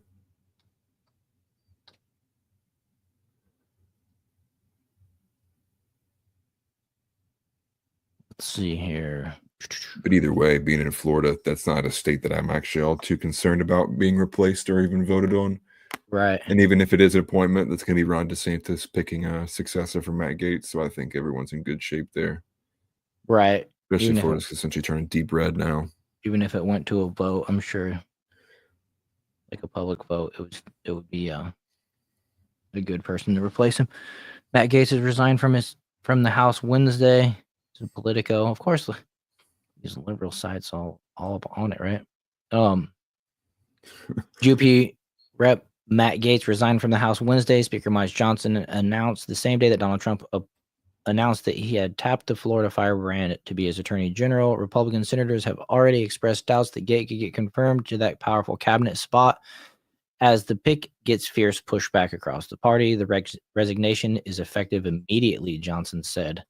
And they better not have pushback on this. Like, There won't be. It'll be recess appointments. Like I said, if Thune doesn't hold it true to his promise of giving the recess, or allowing the recess appointments to take place, and a lot of these positions go challenged, I mean, people are going to be losing their minds. That'll cause infighting almost immediately. yeah. So, And just like I said, that I'm wrong. It might be actually up to the individual states. I can do a real quick check here.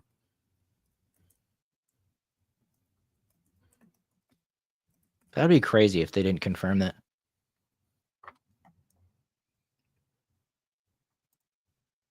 So many layers to this stuff. So yeah, to round out the Lee Zeldin, I'm probably going to give him a B. Is that where we put him? Yeah, Zeldin. Yeah, put him in B. Okay. Especially, yeah. Take care, Chris. Yeah, take care, Chris. Especially because of his environmental position. But go ahead, my bad. I was just going to say, hope that pain subsides. I know he's been dealing with some pain lately. This is a part of the Discord community communication, guys. We learn about each other and we pray for each other and stuff like that. So make sure you guys consider, if you're a Discord type person, if you have a Discord, the link is in the description. So I'd love to see you guys there. Be a part of the community. Just a quick check. FloridaPolitics.com is talking about DeSantis could make an appointment. But there's also talks of the fact that Gates's father may be also one of the top options to be there as well. It's still unclear. Just guy also said a special election. So I'm unsure. Okay. So I have confidence either way that he'll be replaced by somebody good. Yeah, like we were talking about. Yeah, with it being Florida too, it's gonna be it'll be a pretty easy shoe-in for a Republican option to just be which Republican. You know what? Go ahead. Finish your thought. No, you go ahead, because I was gonna move on to the okay. tier list. I was gonna say this one thing about Matt Gaetz is I know he was considering running for governor in 2 years when DeSantis is up in the midterm. His 8 years will be up at the midterm, and so Florida will be looking for a new governor here in the 2026 election. And I know Matt Gaetz was one of the dudes that was considering doing the job. And I was already looking at the conundrum of losing him from his House position to almost stepping down to being the governor, but being a stingy Floridian that understands the value of having a good governor as it relates to what we learned during the pandemic. I was all for it. And so if he's in this position for the next 4 years, he's definitely not going to step down from that to be governor. So that leaves the potential next Florida governor more open. But I've also heard the idea that Ron DeSantis' wife Casey could be a good candidate and willing to put her name in the hat. So regardless, I think Florida will be fine, but still, this is another factor to consider. And Cameron said Gates' AG is an A+. Yeah, he's S for us. He's one above and an A+. But we're moving on to another S tier for me. And I don't know if you feel any differently, Warrol. Tom Homan. I think Tom Homan, I know I just said S, but for me, I'm in between both. We already saw him. He was also a former administrator. I don't remember if it was before the customs and the customs merger, but he's also been in charge of the border before. I think I'll put him in S, just given the recent rhetoric that's come from Tom Homan here. He's been appointed as border czar, Not that he's been given a specific position, although some people have pointed to. Forgive me, because there's so many positions, I'm kind of losing track of them. There is a position in which that gives some control over all facets of immigration, whether it's through customs, whether it's through ICE, whether it's through Homeland Security, all of them. Right. And so I think people are pushing for him to take over that role. So much Either like way, Elon Musk and Dinesh, they're not literally a part of the cabinet because it's kind of a fringe type of assignment, essentially. yeah, Fringe, maybe, I don't know, special assignment. yeah. Well, I think with Vivek and Elon, it's more specific that they're going to be forming like a new department that's probably going to operate outside of the traditional cabinet. The Doge Tom Homan, department. yeah, the Doge department. For Tom Homan though, he's essentially been named as a border czar, but I don't believe he's been given a specific position. So it's like No, he he's not will on. be making his way inside the cabinet at some point. Yeah, Go he's back. not I on had a this actual list that I'm seeing here. Where they kind of have. I'll put it in front of the screen. What I've been looking at on my phone. But you see there's the empty slots that are yet to interesting. be appointed, and then there's the people in there. And so Vivek, Elon, and Tom Homan don't actually have a role or an image on this. If you're curious, this is from the Washington Post. That's where I found that. It's on live updates for Trump picks Matt Gaetz. The Anyways, they've been WAPO. doing updates there, but No, Tom Homan though specifically had a phenomenal quote. I believe it was on a 60 Minutes interview, and that's where I ended up getting that picture from too. You can probably tell from the background, where they're asking him, like talking about, separating families, right? Like how, they went on a multitude of things, and I'll just list them off here. But the first one was talking about, separating families and like, and how do they plan on doing that? Causing so much devastation. They're playing like the emotional card with this. And he says, and what it was probably one of the most base things I've ever heard. He says, "Well, we can deport them together."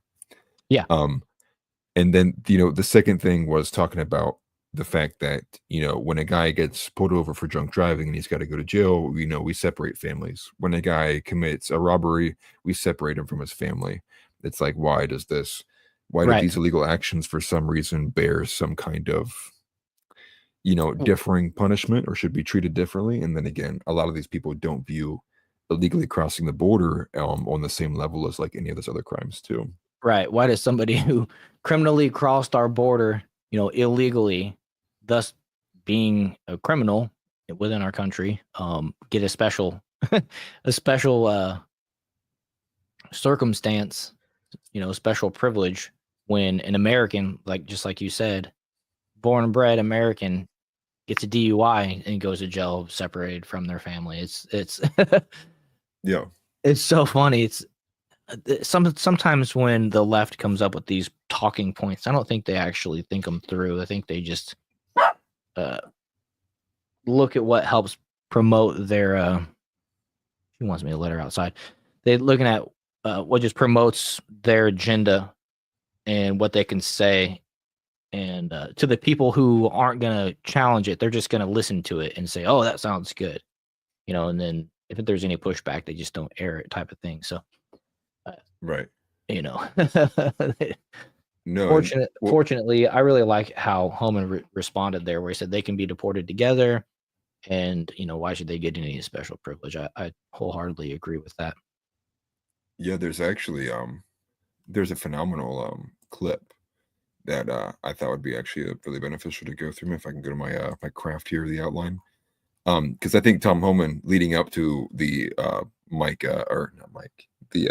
Gaetz appointment, he was my favorite leading into it, just based on how direct he was with a lot of this stuff. And he's a former ICE director, and then he's a current Project 2025 author. So just from that alone, it will give some ammo from the left to be like, we thought we weren't doing Project 2025. But there's a longer compilation of him kind of going back and forth on his immigration positions, and I think a lot of people would kind of be refreshed to see this. I think I can actually probably just switch to. You watch could this switch. instead. Okay, yeah, you pulled up the same one that I had pulled up too. So okay, Salty Cracker post. Yep. And Okay, he cool. says, the new borders ain't messing around. Please watch this video. I'm a taxpayer. You work for me. Yeah. And we'll go ahead and watch this here. Make sure I turn this down so we don't blow anybody's eardrums out. Yeah, we'll turn it up if it Well, your needs to. comments are disgusting. Yeah, turn it up a I've bit. served my I country. find your I've served my comments country. I've disgusting as served my well, country sir. for 34 years. I find your This comments is out of disgusting control. as well. I've served my country for 34 years, and yes, I held a 5-year-old boy in my arms. That in back that tractor trailer, I knelt down beside him and said a prayer for him because I knew what his last 30 minutes of his life was like, and I had a 5-year-old son at the time. What I've been trying to do my 34 years serving my nation is to save lives. So for you to sit there and insult my integrity and my love for my country and for children, that's why this whole thing needs to be fixed. And you're the member. We of Congress. agree on that. Fix it. We agree on You that, have but I failed it. You have- disagree. But I also Hold on. disagree with your the gentleman- characterization of Mr. Chairman, immigrants as Congress prone to has failed American criminality. people for 3 decades on this. Gentlemen, time is Look, you want to know why there's 50,000 people in detention? You want to know why we have 1 million illegal entries in the United States? You want to know why we have these issues? Because you have failed to secure the border. You have failed to work with this president to close the 3 loopholes we've asked for 2 years to close. So if you want to know why this issue exists, you need to look in the mirror. You have failed American people for not securing the border and closing loopholes. Mr. Holman, Look, please respect the chair and the authority of the chair. The you have- time of the gentleman has expired. I've asked you I to have let me the go beyond gavel. my time, and you let other people go beyond their time, but not to Tom Holman. He don't get me go We beyond his have- time. Mr. Holman, we have This is a approved circus. an agreement This is a circus. between the Republicans It's a and the circus. Democrats with the Pause it real ranking quick. member. We increased the time. It's like, am I not here to give my take and professional opinion on this, and you just don't want to hear it, so you're gonna gavel, be quiet? Like, I'm gonna Right. go home now if you don't want to listen to my words. Well, there's even a fuller version that I saw a few days ago, where everyone but him is being given extended time. Oh, goodness. Allowing him to go a little bit further beyond his time, and every time his is like he spoke for whatever the 2 or 3 minutes or 4 minutes it is. As soon as it's up to like they're banging the gavel, they're like, "Shut up!" Like you shut up. And it's just funny to see because, of course, they will. This is a basic abuse of power, and I forget who this is too, but just to see her kind of her attitude towards this gives you kind of an idea of who she is. And I was just reading that too from Cora. So special elections look like is the process for House vacancies. But again, Okay. Florida, I expect the constituency to be voting in lockstep with a lot of what we saw just a few days ago. It would be 8 days ago now at this point. Yeah, thanks for sharing that, Cora. I appreciate that. Yeah, go ahead. I don't know if the AOC spat's in here, but there's a few other good bits. I know the 60 Minutes bit is in here as well too. Time of one witness, one member of Congress who was interrupted by a protest. That is done with the approval of the ranking member. Please respect the chair's authority. The I respect the chair's authority, but the chair. Mr. Holman. You work for excuse me. I'm a taxpayer. That's right. I'm a Look, she taxpayer. gave him the You work eyes. for me. I like So this The dude. recommendation of the Yeah. many that you recommended family I separation, recommend a 0 tolerance. which includes family separation. The same as is with every U.S. citizen parent gets arrested when they're with a child.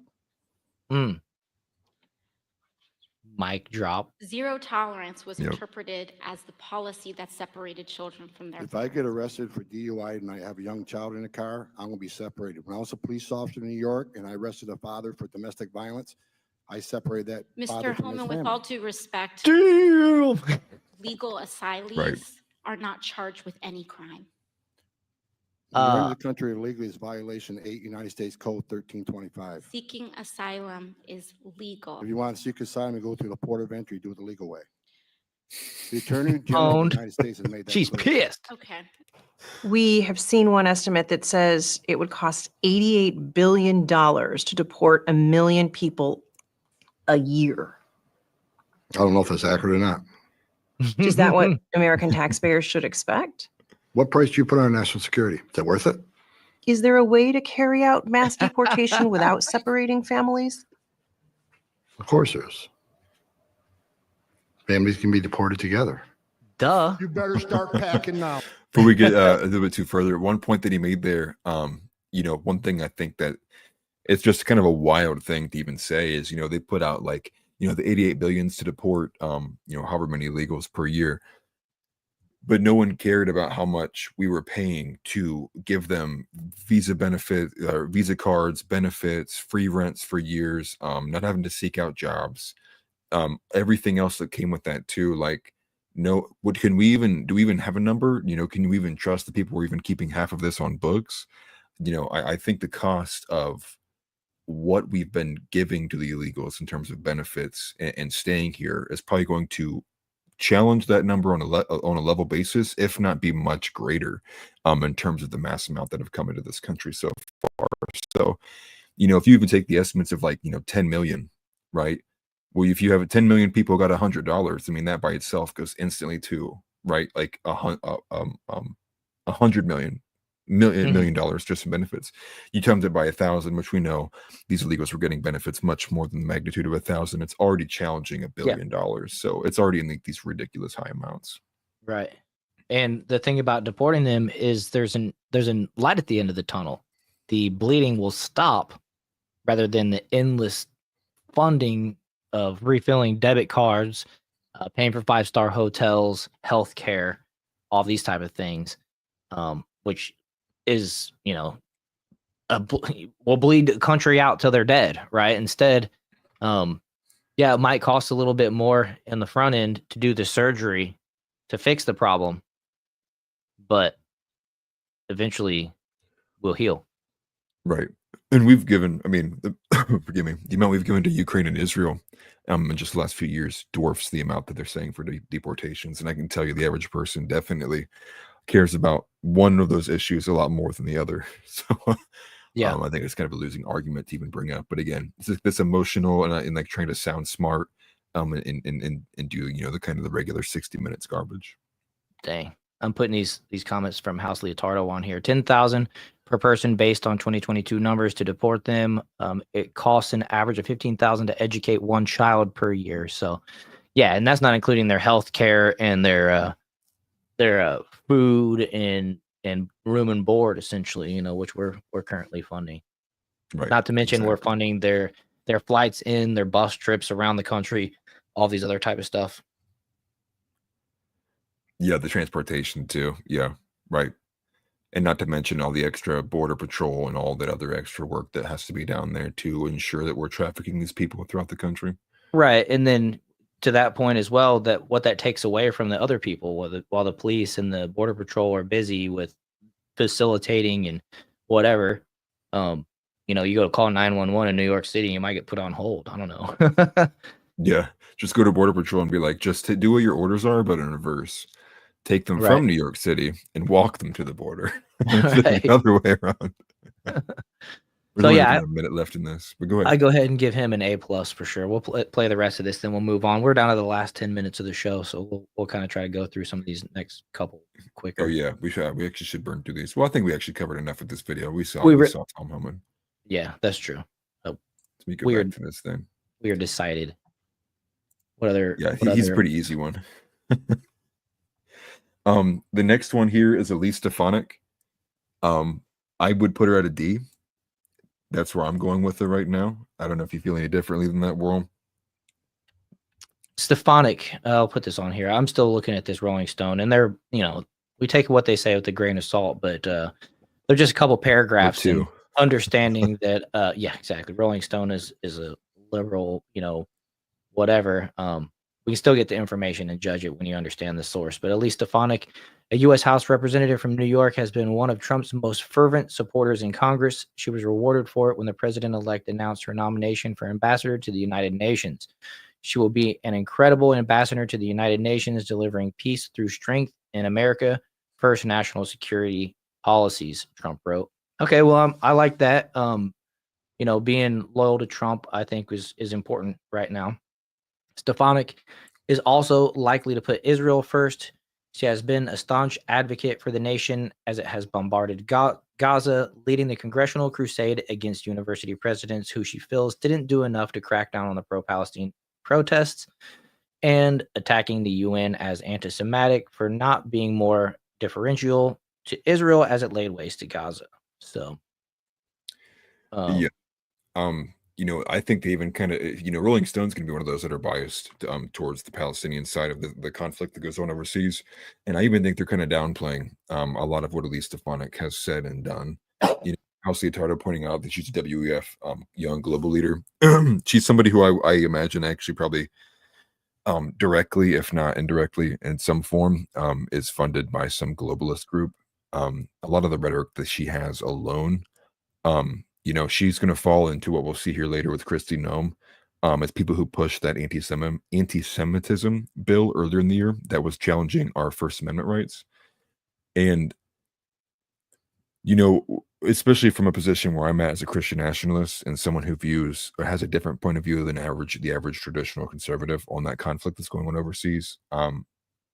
Even if you didn't want to go to the ecclesiastical foundations of what the conflict is, she is just in the same cloth as what Marco Rubio is, as would be very willing to push for war overseas on the same kind of grounds of like the Judeo-Christian principles and Zionism, and taking a hard stance on something that we really shouldn't be involved with in the first place. And not to mention too, I think even if you didn't care about anything going on overseas like that, she is definitely an Israel first candidate, or whatever term you want to use for that. The only reason I think she's even slightly better than an F than Rubio is because now she's out of a policy making position. She's just going to be a kind of more of a mouthpiece, being the ambassador for the UN. But I think she was a pretty bad pick. I think she probably did get in there just because she was an extremely vocal Trump supporter. Yeah, that's what pretty much sounds like to me as well. And did she have to vacate her House role as well for this? I wonder if this could be another like 4D type chess move. I don't know. It's just something I wonder. I'm actually not sure where she came from. I don't know if she was in a actual current position, or if she was in a former position. Okay. Let me actually go, because I have a few notes on Elise Stefanik here. And then I have go ahead. I was just gonna say, we got about 6 minutes left. I have a 5-minute long video that I wanted to play from Charlie Kirk as we exit out. So we'll try to keep that in mind. We're gonna try to wrap this up as close to 8, but we'll probably go a few minutes over anyways as it is. Yeah, we can go ahead and try to knock all these out. Oh, that's what I had written down. She's a close friend of the Rabbi Shmuley individual, someone who I think gives literally some of the worst name and publicity to the Israel whole facade, incident, fight, conflict, whatever word you want to throw in there. Right. So we can go ahead and knock out a couple of these real quickly then. One of these would be Mike Huckabee. He is going to be now the U.S. ambassador to Israel. That is actually his specific position that he got selected for. I think for me, I probably would put him in at a C. I don't really feel any other kind of really way about it. He's not in a strong position by any means. Right. But he does carry the same kind of weight that Elise Stefanik does. He's somebody who's pretty vocal about wanting to smash and destroy Hamas. So again, another kind of pro-war individual. But given his background and strong Christian ties, I think he might be less likely than a Stefanik or Rubio to want to push for war. Okay. Do you have any thoughts on Huckabee? Not specifically. I just I've said this before. I'm just not for funding any offensive attacks in Israel. I'm for funding their defense as per our alliance agreement. But so I kind of I if they're just basically win at any cost, Stefanik or Huckabee, then I'd disagree with them on that. Yeah. This next one's going to be very unfamiliar for a lot of people, and that is because this is a real estate mogul. His name is Steve Witkoff. He's going to be the Middle East envoy. I'm going to give him a B just because he's an outsider coming in, very, very, very rarely known. So I'll give him the benefit of the doubt to move up or down from his spot. But seeing how he's a real estate mogul, maybe he has some of the same qualities and traits we like about Trump. So maybe that by itself automatically gives him a good plus up. And he's someone who doesn't have a lot of baggage with it either, at least as far as I understand for Steve Witkoff. But also being in a position that's seemingly that kind of, I don't want to say meaningless, but less important, really. Okay, I think I remember watching him talk at the Republican National Convention. Yeah. Yeah, I think he did speak I'll at put that this on the RNC. screen actually real quick. Steve Wickoff, special envoy to the Middle East. I think I remember that dude. But it says here Wickoff is a real estate investor, frequently golfs with Trump, and spoke at both the Republican National Convention and Trump's mega rally at Madison Square Garden a week before the election. The president-elect wrote that Wickoff has made every project and community he has been involved with stronger and more prosperous, and announcing him as a special envoy to the Middle East, adding that he will make us all proud. Okay. I don't know. I'll put him in the middle, kind of yet to be determined. Yeah. But honestly, he may fall a bit into the C category. I do Give him room to move up or down. Yeah, I do like a guy that Trump trusts, somebody that's close and plays golf with. I feel like he's at least trustworthy. I don't know if he'll do a good job. I don't know. That'll remain to be seen. But yeah, we voted for Trump because we trust him. So we'll just go with that. Right. No, the next one though, was we'll try to burn these out super fast. I see we're getting really close. Christy Nome, for me is an F, but I don't know if you're gonna feel any different, Warrol. You know, I thought she was a good governor, and then the whole shot her dog thing really turned me off to her. But before I heard that story, I thought she was decent. Yeah, I think just maybe for that alone, with the South Dakota governor perspective, I'd put it at D. I personally think it's an F. And shortly before we even went live, she even gave a recent speech bringing up once again the fact that she wanted to push forward that bill that got struck down by Matt Gaetz and a few other people who in Congress, which was the one that wanted to strike lines directly from the Bible and make them considered hate speech. I think that she's a very malleable individual. And like what you said with the puppy killer, the puppy killer incident, I think less so it was even maybe more about the actual incident itself. It was the fact that the way that she wrote the book and went about writing the book. I believe she also lied about meeting with the President Kim Jong-un as well. There's a lot of things in that book that were just like straight out lies. I don't think she's a very trustworthy individual. To me, she fits that mold of I'm a conservative e-girl and I will do whatever it takes to gain power. And I think that's the kind of mold that I see her falling into. And House Leotardo added that she folded on banning LGBT books in schools. That's a failure for me. I mean, you can't, especially in South Dakota. Yeah, that's pretty messed up. I'd put her at a D or an F. I mean, after hearing some of that stuff, I didn't even know about the LGBT thing. Yeah, that drops down a couple pegs just hearing that right there. Because I mean, if you can't stand up for the children, she's in the F category. Andrea said absolute failure. Yeah, F minus.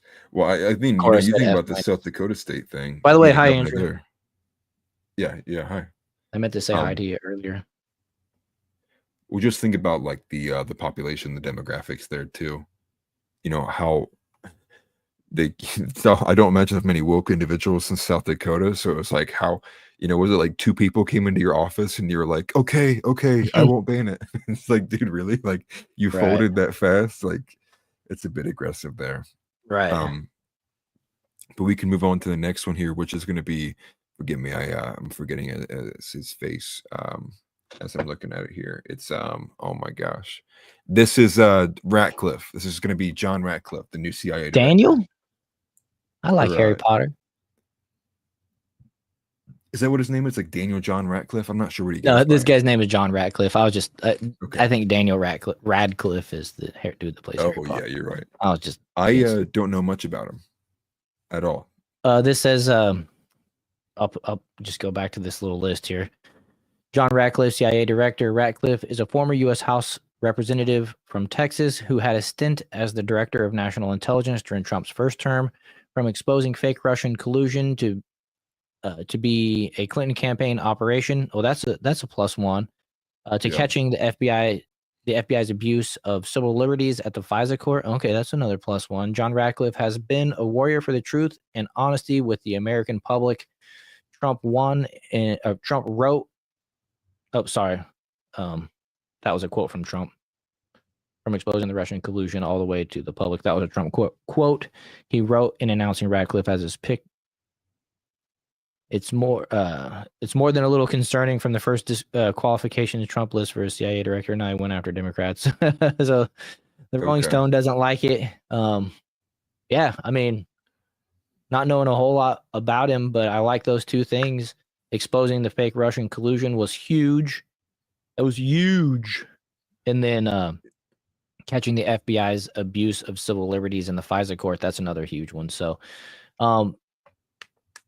probably put him in that B plus, maybe even the A category, honestly, not knowing a whole lot more about him, but that's a couple good things that Trump is focused on. So, I mean, Yeah, no, I have him in B right now. I think for me, if I'm thinking about the people who I do know and the fact that Kash Patel was the original individual who was, proposed to be the CIA director, and then Trump went with somebody else, makes me think when there's no backlash, because Kash Patel is loved by a lot of the Trumpers, especially for all the things that he wants to do, right? With the JFK Yeah. files and dismantling the three-letter agencies, to not hear much backlash must mean that people are at least okay with this pick. And so for me, I'd definitely put him in the B category. I just wish Okay. I knew a bit more about him, especially with the Russia stuff too. That is a plus, especially if you helped take apart that. Yeah, for sure. Well, now we're down to 4 that are left. 2 that I have a lot of strong opinions on. One that I really don't. But one that is actually taken this nation by storm is going to be Peter Hegseth. This is going to be this individual right here. That's someone I'm going to put in the A category right now. This is the guy who has the tattoos all over his body. He has We the People. He has Deus Vult. He has a lot of different individual of these kind of tattoos all over his body. He was actually pulled off of orders from different military campaigns because they considered him a radical, based on the fact that he was so openly Christian. He has a lot of the different Christian tattoos all over his body, and for me too, I have one on my neck as well and on my elbow.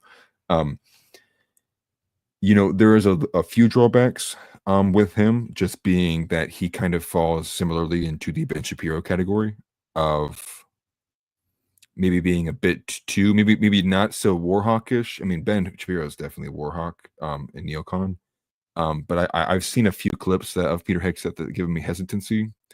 And outside of that, his background gives me a bit of question.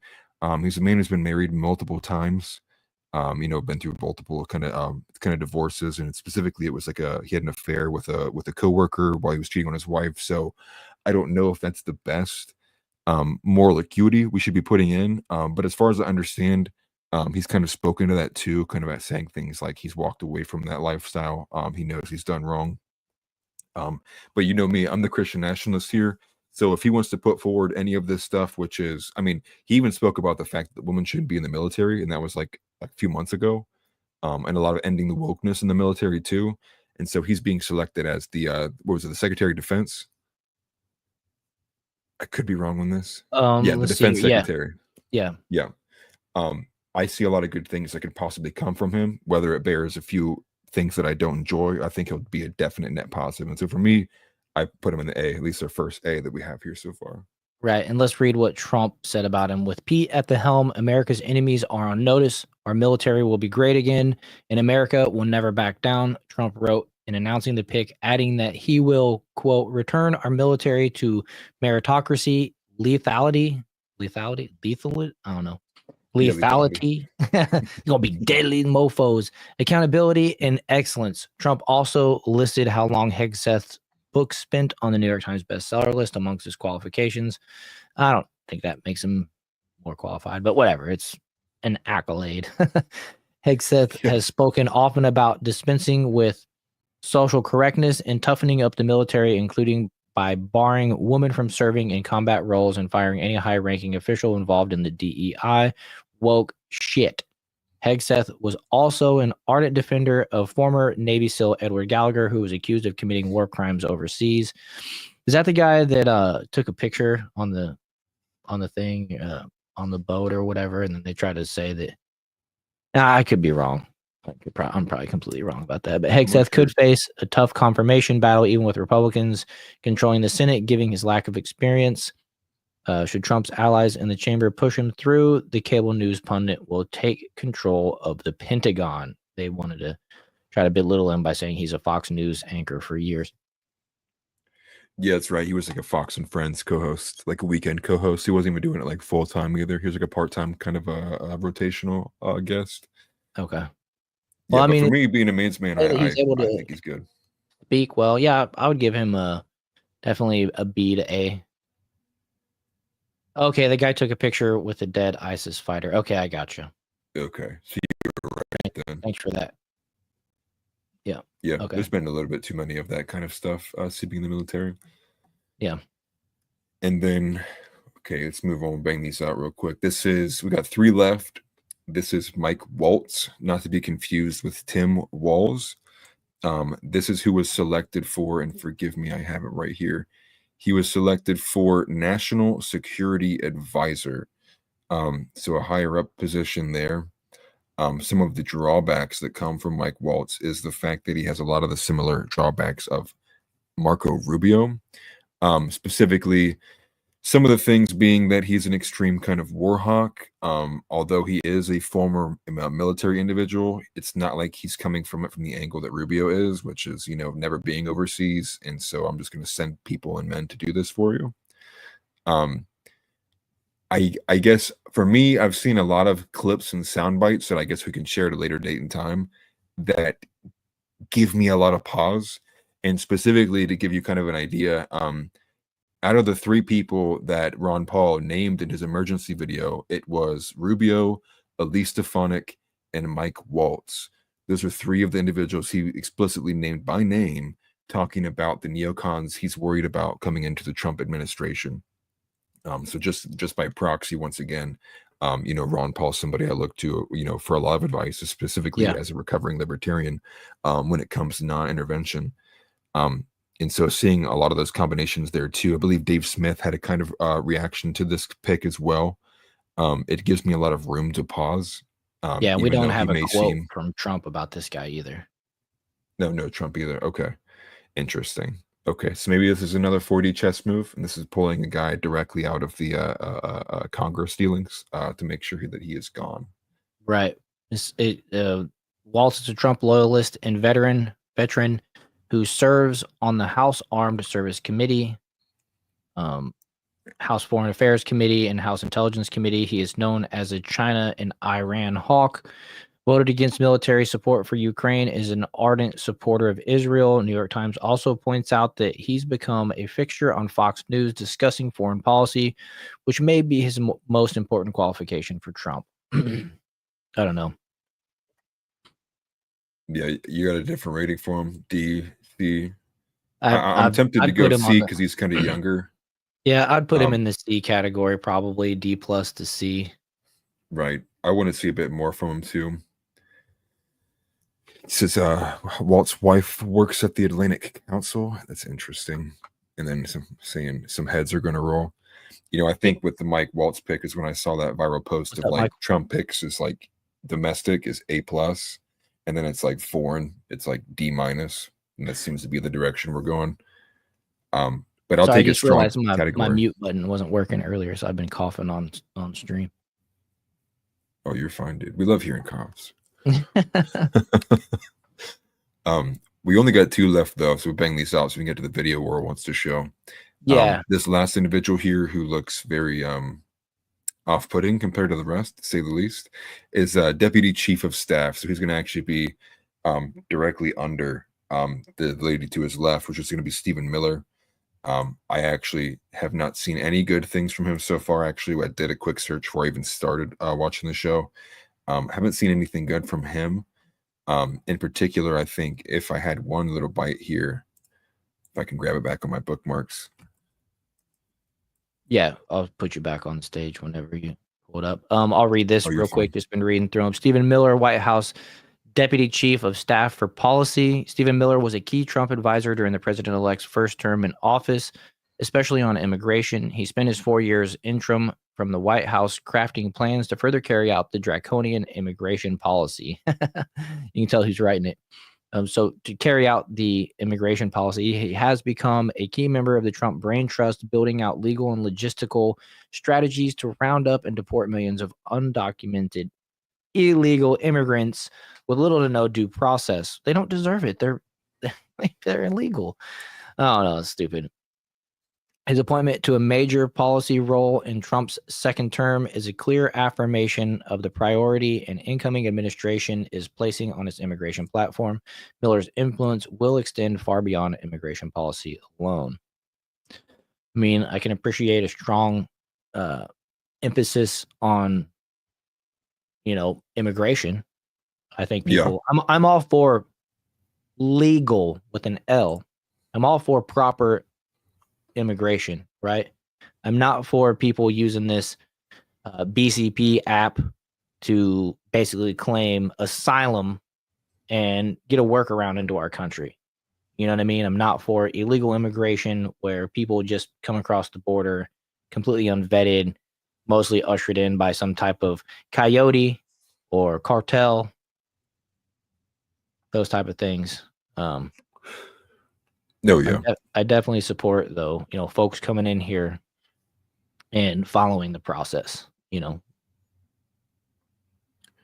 With Stephen Miller in particular, I was actually wrong. It was the reverse. It was actually that there's a solid clip of him getting into an argument with the reporter because he's trying to be a bit explicit about the fact of the sexual assault related crimes that have been occurring by the undocumented immigrants that have been vastly underreported. And I think it was with an MSNBC host. For that alone jumps him up to the B tier. I was going to say, I'm feeling a B. Yeah, especially because of the way he kind of carries himself with that too. He's also got a crazy cool photo from election night where him and Donald Trump are sitting right next to each other while they're watching the computer screen as election results roll in. So if I was to pick between him or Susie Wiles, who is this last individual here, to be closer to Trump, I would pick him. And maybe that's a bit of both worlds there, seeing how I really like Stephen Miller, but I really dislike Susie Wiles. And they're both going to be side by side in terms of, with her being the chief of staff and him being the deputy chief of staff. So maybe a bit of A and a bit of B. Gotcha. Stephen Miller good, Jason Miller bad. Yeah. No, okay. And then what this says here about Susie Wiles. Trump campaign co-chair Susie Wiles has been rewarded for her success re-electing Trump with one of the most powerful positions in the executive branch. White House chief of staff. Wiles, an effective if publicly shy political operative.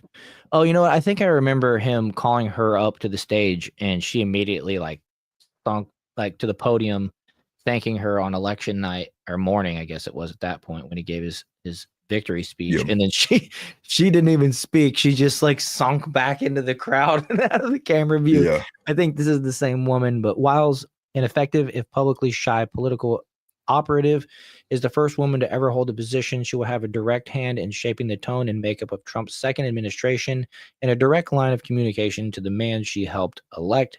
Trump has an abysmal track record retaining his chiefs of staff, however, especially those who seek to curb his impulsiveness. Wiles may find herself walking a shaky tightrope to help keep his favor, but she's in his good graces for now, says Rolling Stone magazine. So, I don't think Trump needs to be surrounded by a bunch of yes men or women. And I think he fires people when they have bad ideas, not just because they oppose him, to be honest with you. Yeah, see, I could actually go the distance on Susie Wiles. I have a lot I would say, but I'll sum it up pretty quickly so we don't go too far. Sure. Susie Wiles is actually the definition of a swamp monster. For those who are unaware, her background has been entirely in politics her entire life. She actually worked on the Ronald Reagan campaign way back in the day. She's been on many different people's campaigns. She's always had a hand on things. Someone who could definitionally be described as placing her thumb on the scale. This is somebody who works for multiple different lobbying groups, which lobbying is something that I personally wish didn't exist. It would be impossible to remove entirely, but she utilizes that for her purposes. She's been a lobbyist for things such as big tobacco. She's still listed as a lobbyist for Swisher International for FDA regulations. But in particular, with the campaign specifically, we'll talk about this here. Early in the campaign for Donald Trump, people were calling nonstop for a change to happen in the campaign, because early on it seemed like he was faltering really badly and his Yeah. campaign was very weak. Piers This is Morgan actually what talks about caused that a lot. Well, this is what caused Corey Lewandowski to get brought back on, who was on the original 2016 campaign, to help shore things up. Now, there was still some kind of internal power struggle between them, because who's not pictured here and who's not been selected is actually Chris LaCivita. Chris LaCivita was also the secondary campaign manager for Donald Trump in 2024. But Chris LaCivita also said that Donald Trump should be facing charges for what occurred on January 6th. He's a definitional, very never Trump kind of personality. Susie Wiles exhibited that, but less so. And this is also somebody who's credited for the fact that Ron DeSantis' campaign in 2018 did well. So she bears a lot of the red flags as you don't like. But obviously, if you wanted a good campaign manager, you would want somebody who's been doing it for quite some time. I just think that's a bit of both worlds there. And the other thing, too, is she has some weird connections to the CCP, as well as doing like lobbying stuff for like a specific security firm that was being charged. I mean, even got sanctioned against by Joe Biden by having different security measures. And, I think that the specific firm that she was representing was being charged with international crimes against humanity based on what they were using the technology for. So she's someone who's got a very kind of voluminous backstory. But even just here to keep it into 2024, I think what you saw with her and Chris LaCivita in the early campaign struggles is somebody to keep your eye on. So for me, I won't put her in F tier, but I can't put her any higher than C tier. So I have her sitting at D for myself. So it just makes me wonder if Trump potentially selected her to be the first female White House chief of staff, because like taking a DEI hire type of approach, Right. maybe trying to prove that he's not a misogynist or his voters aren't misogynistic, simply by trying to pick the best, closest person to him that deserved it, because he seemed on election night in that speech to be pretty grateful for her work. And so maybe that's the type of approach that he's giving this. Maybe that's her reward for helping get him elected. I don't know. Yeah, like Cora said, maybe it's another type of chess move. Yeah, Definitely. well, it's funny you say that. I would encourage anybody who's got an X account or goes on X, if you just look up, you type in Susie Wiles, chief of staff, I promise you will see at minimum 10 different large conservative female accounts that are going, see, Trump doesn't hate women. And also, if you remember, she was the very first pick for any of these selections, and it happened very shortly right after the election. So I Yeah. think to pick up on what you're saying, to me, it felt like it was a very kind of virtue signal of like, see, I don't hate women. Look who I just picked for my chief of staff. Right. So again, time will tell with all of these, but my early prediction right now is I don't know if she'll make it the long haul. Yeah. Yeah. Well, I guess like you said, time will tell.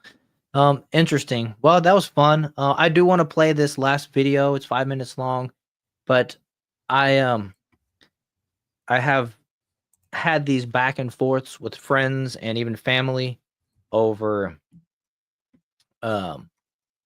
Christian nationalism and was the country really founded on Judeo-Christian values and this and that. And I found this this post from it's Johnny Midnight who posted it, which I'm not even following this dude.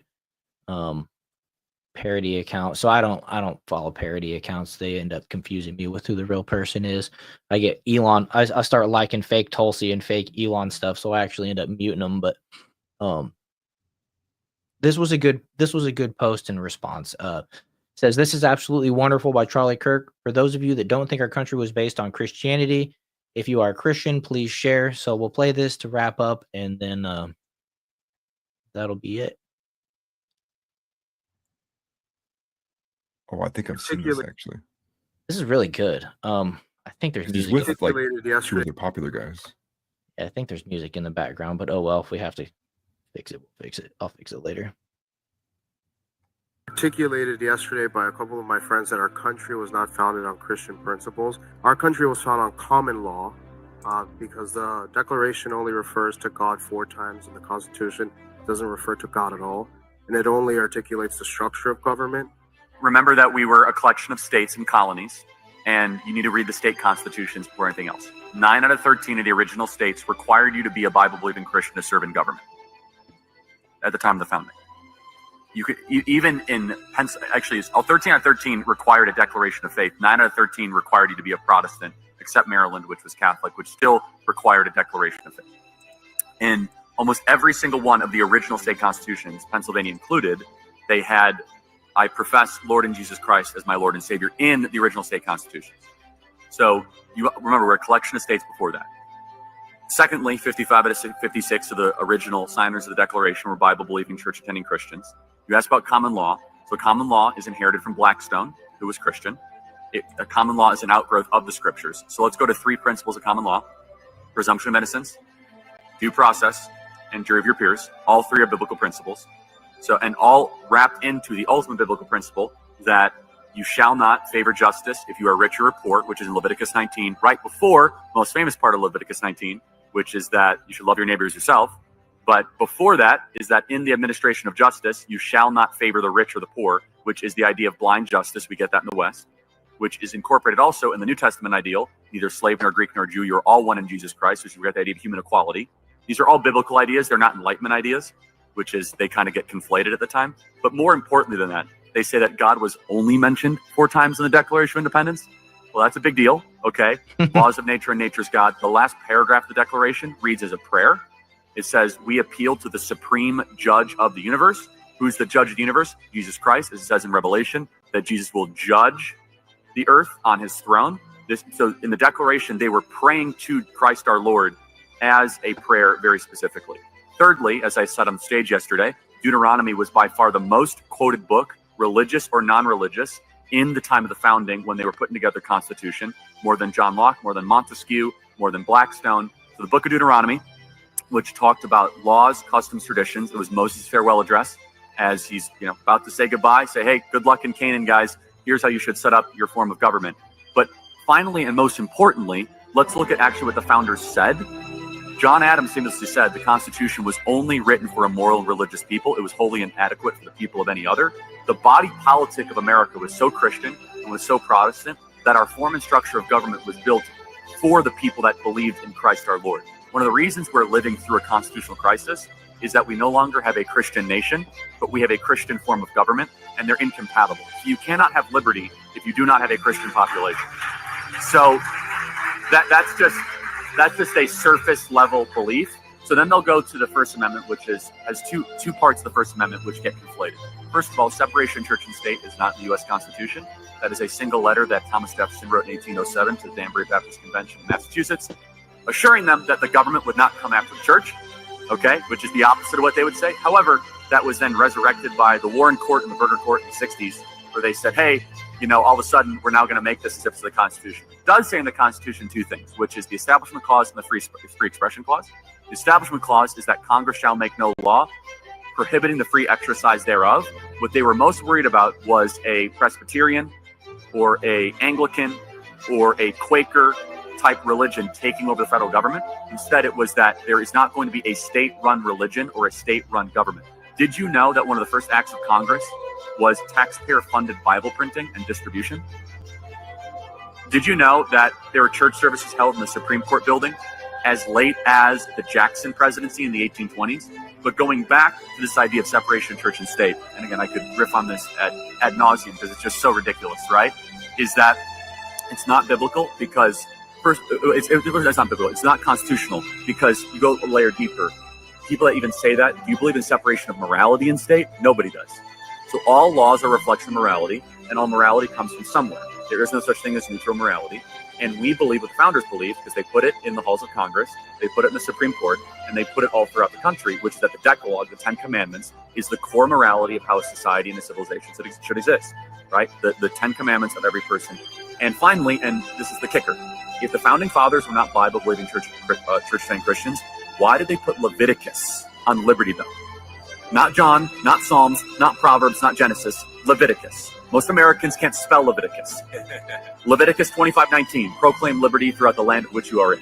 It is one of the most sinister, most unsubstantiated lies that does not come up against any sort of academic scrutiny. This idea that the founding fathers were a bunch of Enlightenment common law deists. The reason they hate it is because the reason they must say this is that if we actually go back to our Christian roots and we go back to where we once were, it's America's best hope for revival and for a great future. Amen. Yeah. And that's something that we should all pray for is revival. Yeah, I actually covered this video at length on my YouTube channel Nice. a few months back. Sorry the music was so loud on that one. I couldn't do anything about that, but I really thought that was pretty cool to see such an in-depth, thorough explanation of, a counter argument to those folks that say, we weren't even founded on Christian values. Me, you guys are Christian nationalists. Blah, blah, blah. Yeah, right. It's so stupid. There's even I don't know if I have this I should have this PDF saved actually. I hope I do. Hopefully I got it saved earlier. Yeah, if you look up United States, a Christian Nation, it's actually a book. You can find it free online. It's written by an old former Supreme Court justice named David J. Brewer.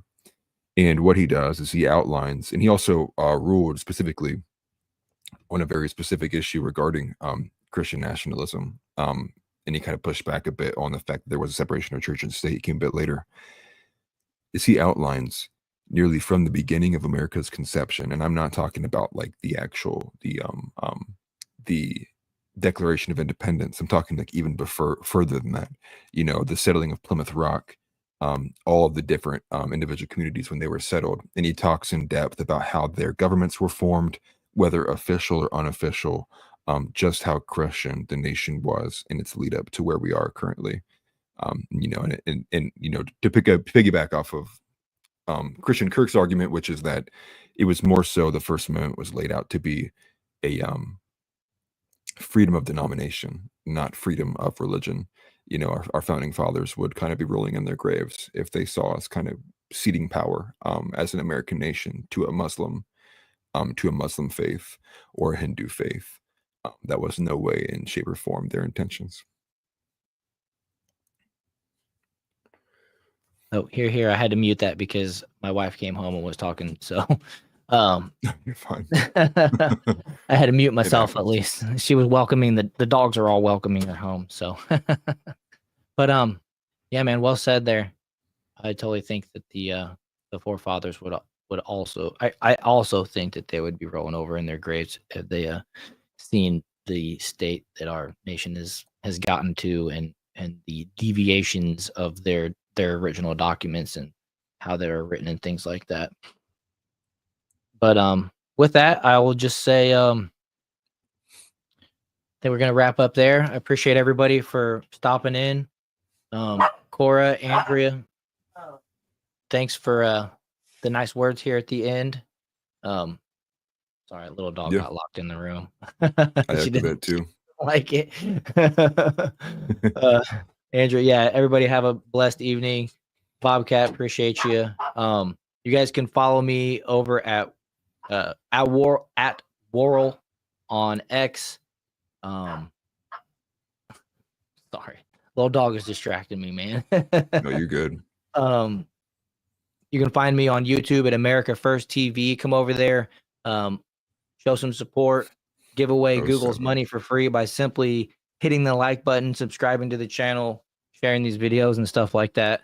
I appreciate everybody for being here once again. Check out the Discord. The link is in the description. Love to see everybody over there. And then let everybody know where they can find you, and we'll wrap it up. Yeah, you can find me on YouTube at Atlas Thugged. Exactly how you can see it probably written in the show on the different descriptions. ATLAS THUGGED, playing on from Atlas Shrugged, and on X as well at Atlas_Thugged_. And thanks to you too, House Leotardo. I think you were a new site or a new face we saw in here too.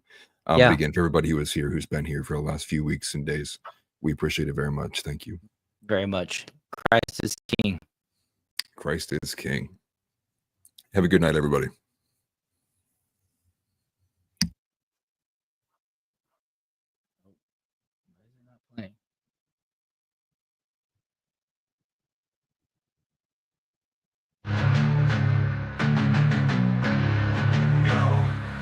With Warrol and I, we here to bring the truth. Jar open this podcast, we breaking through the fake news. They try to silence us, but we will be subdued.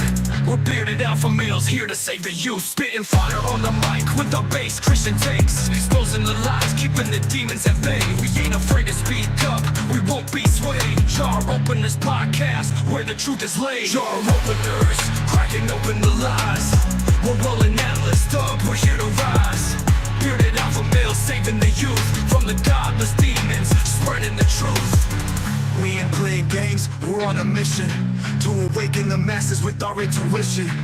Pulling out the corruption with no inhibition. Jar open this podcast, sparking a revolution. We're not afraid to stand tall in a world full of deceit. We're the voice of reason, bringing light to the street. Keeping it real, never missing a beat. Jar open this podcast, where the truth meets the heat. Jar openers, cracking open the lies. We're rolling atlas up, we're here to rise. Bearded alpha males saving the youth from the godless demons, spreading the truth. Jar open this podcast, where the truth will never cease. Join us on the journey to bring back peace. We're rolling atlas thugged, fearless in our release. Jar open this podcast, where the lies will decrease.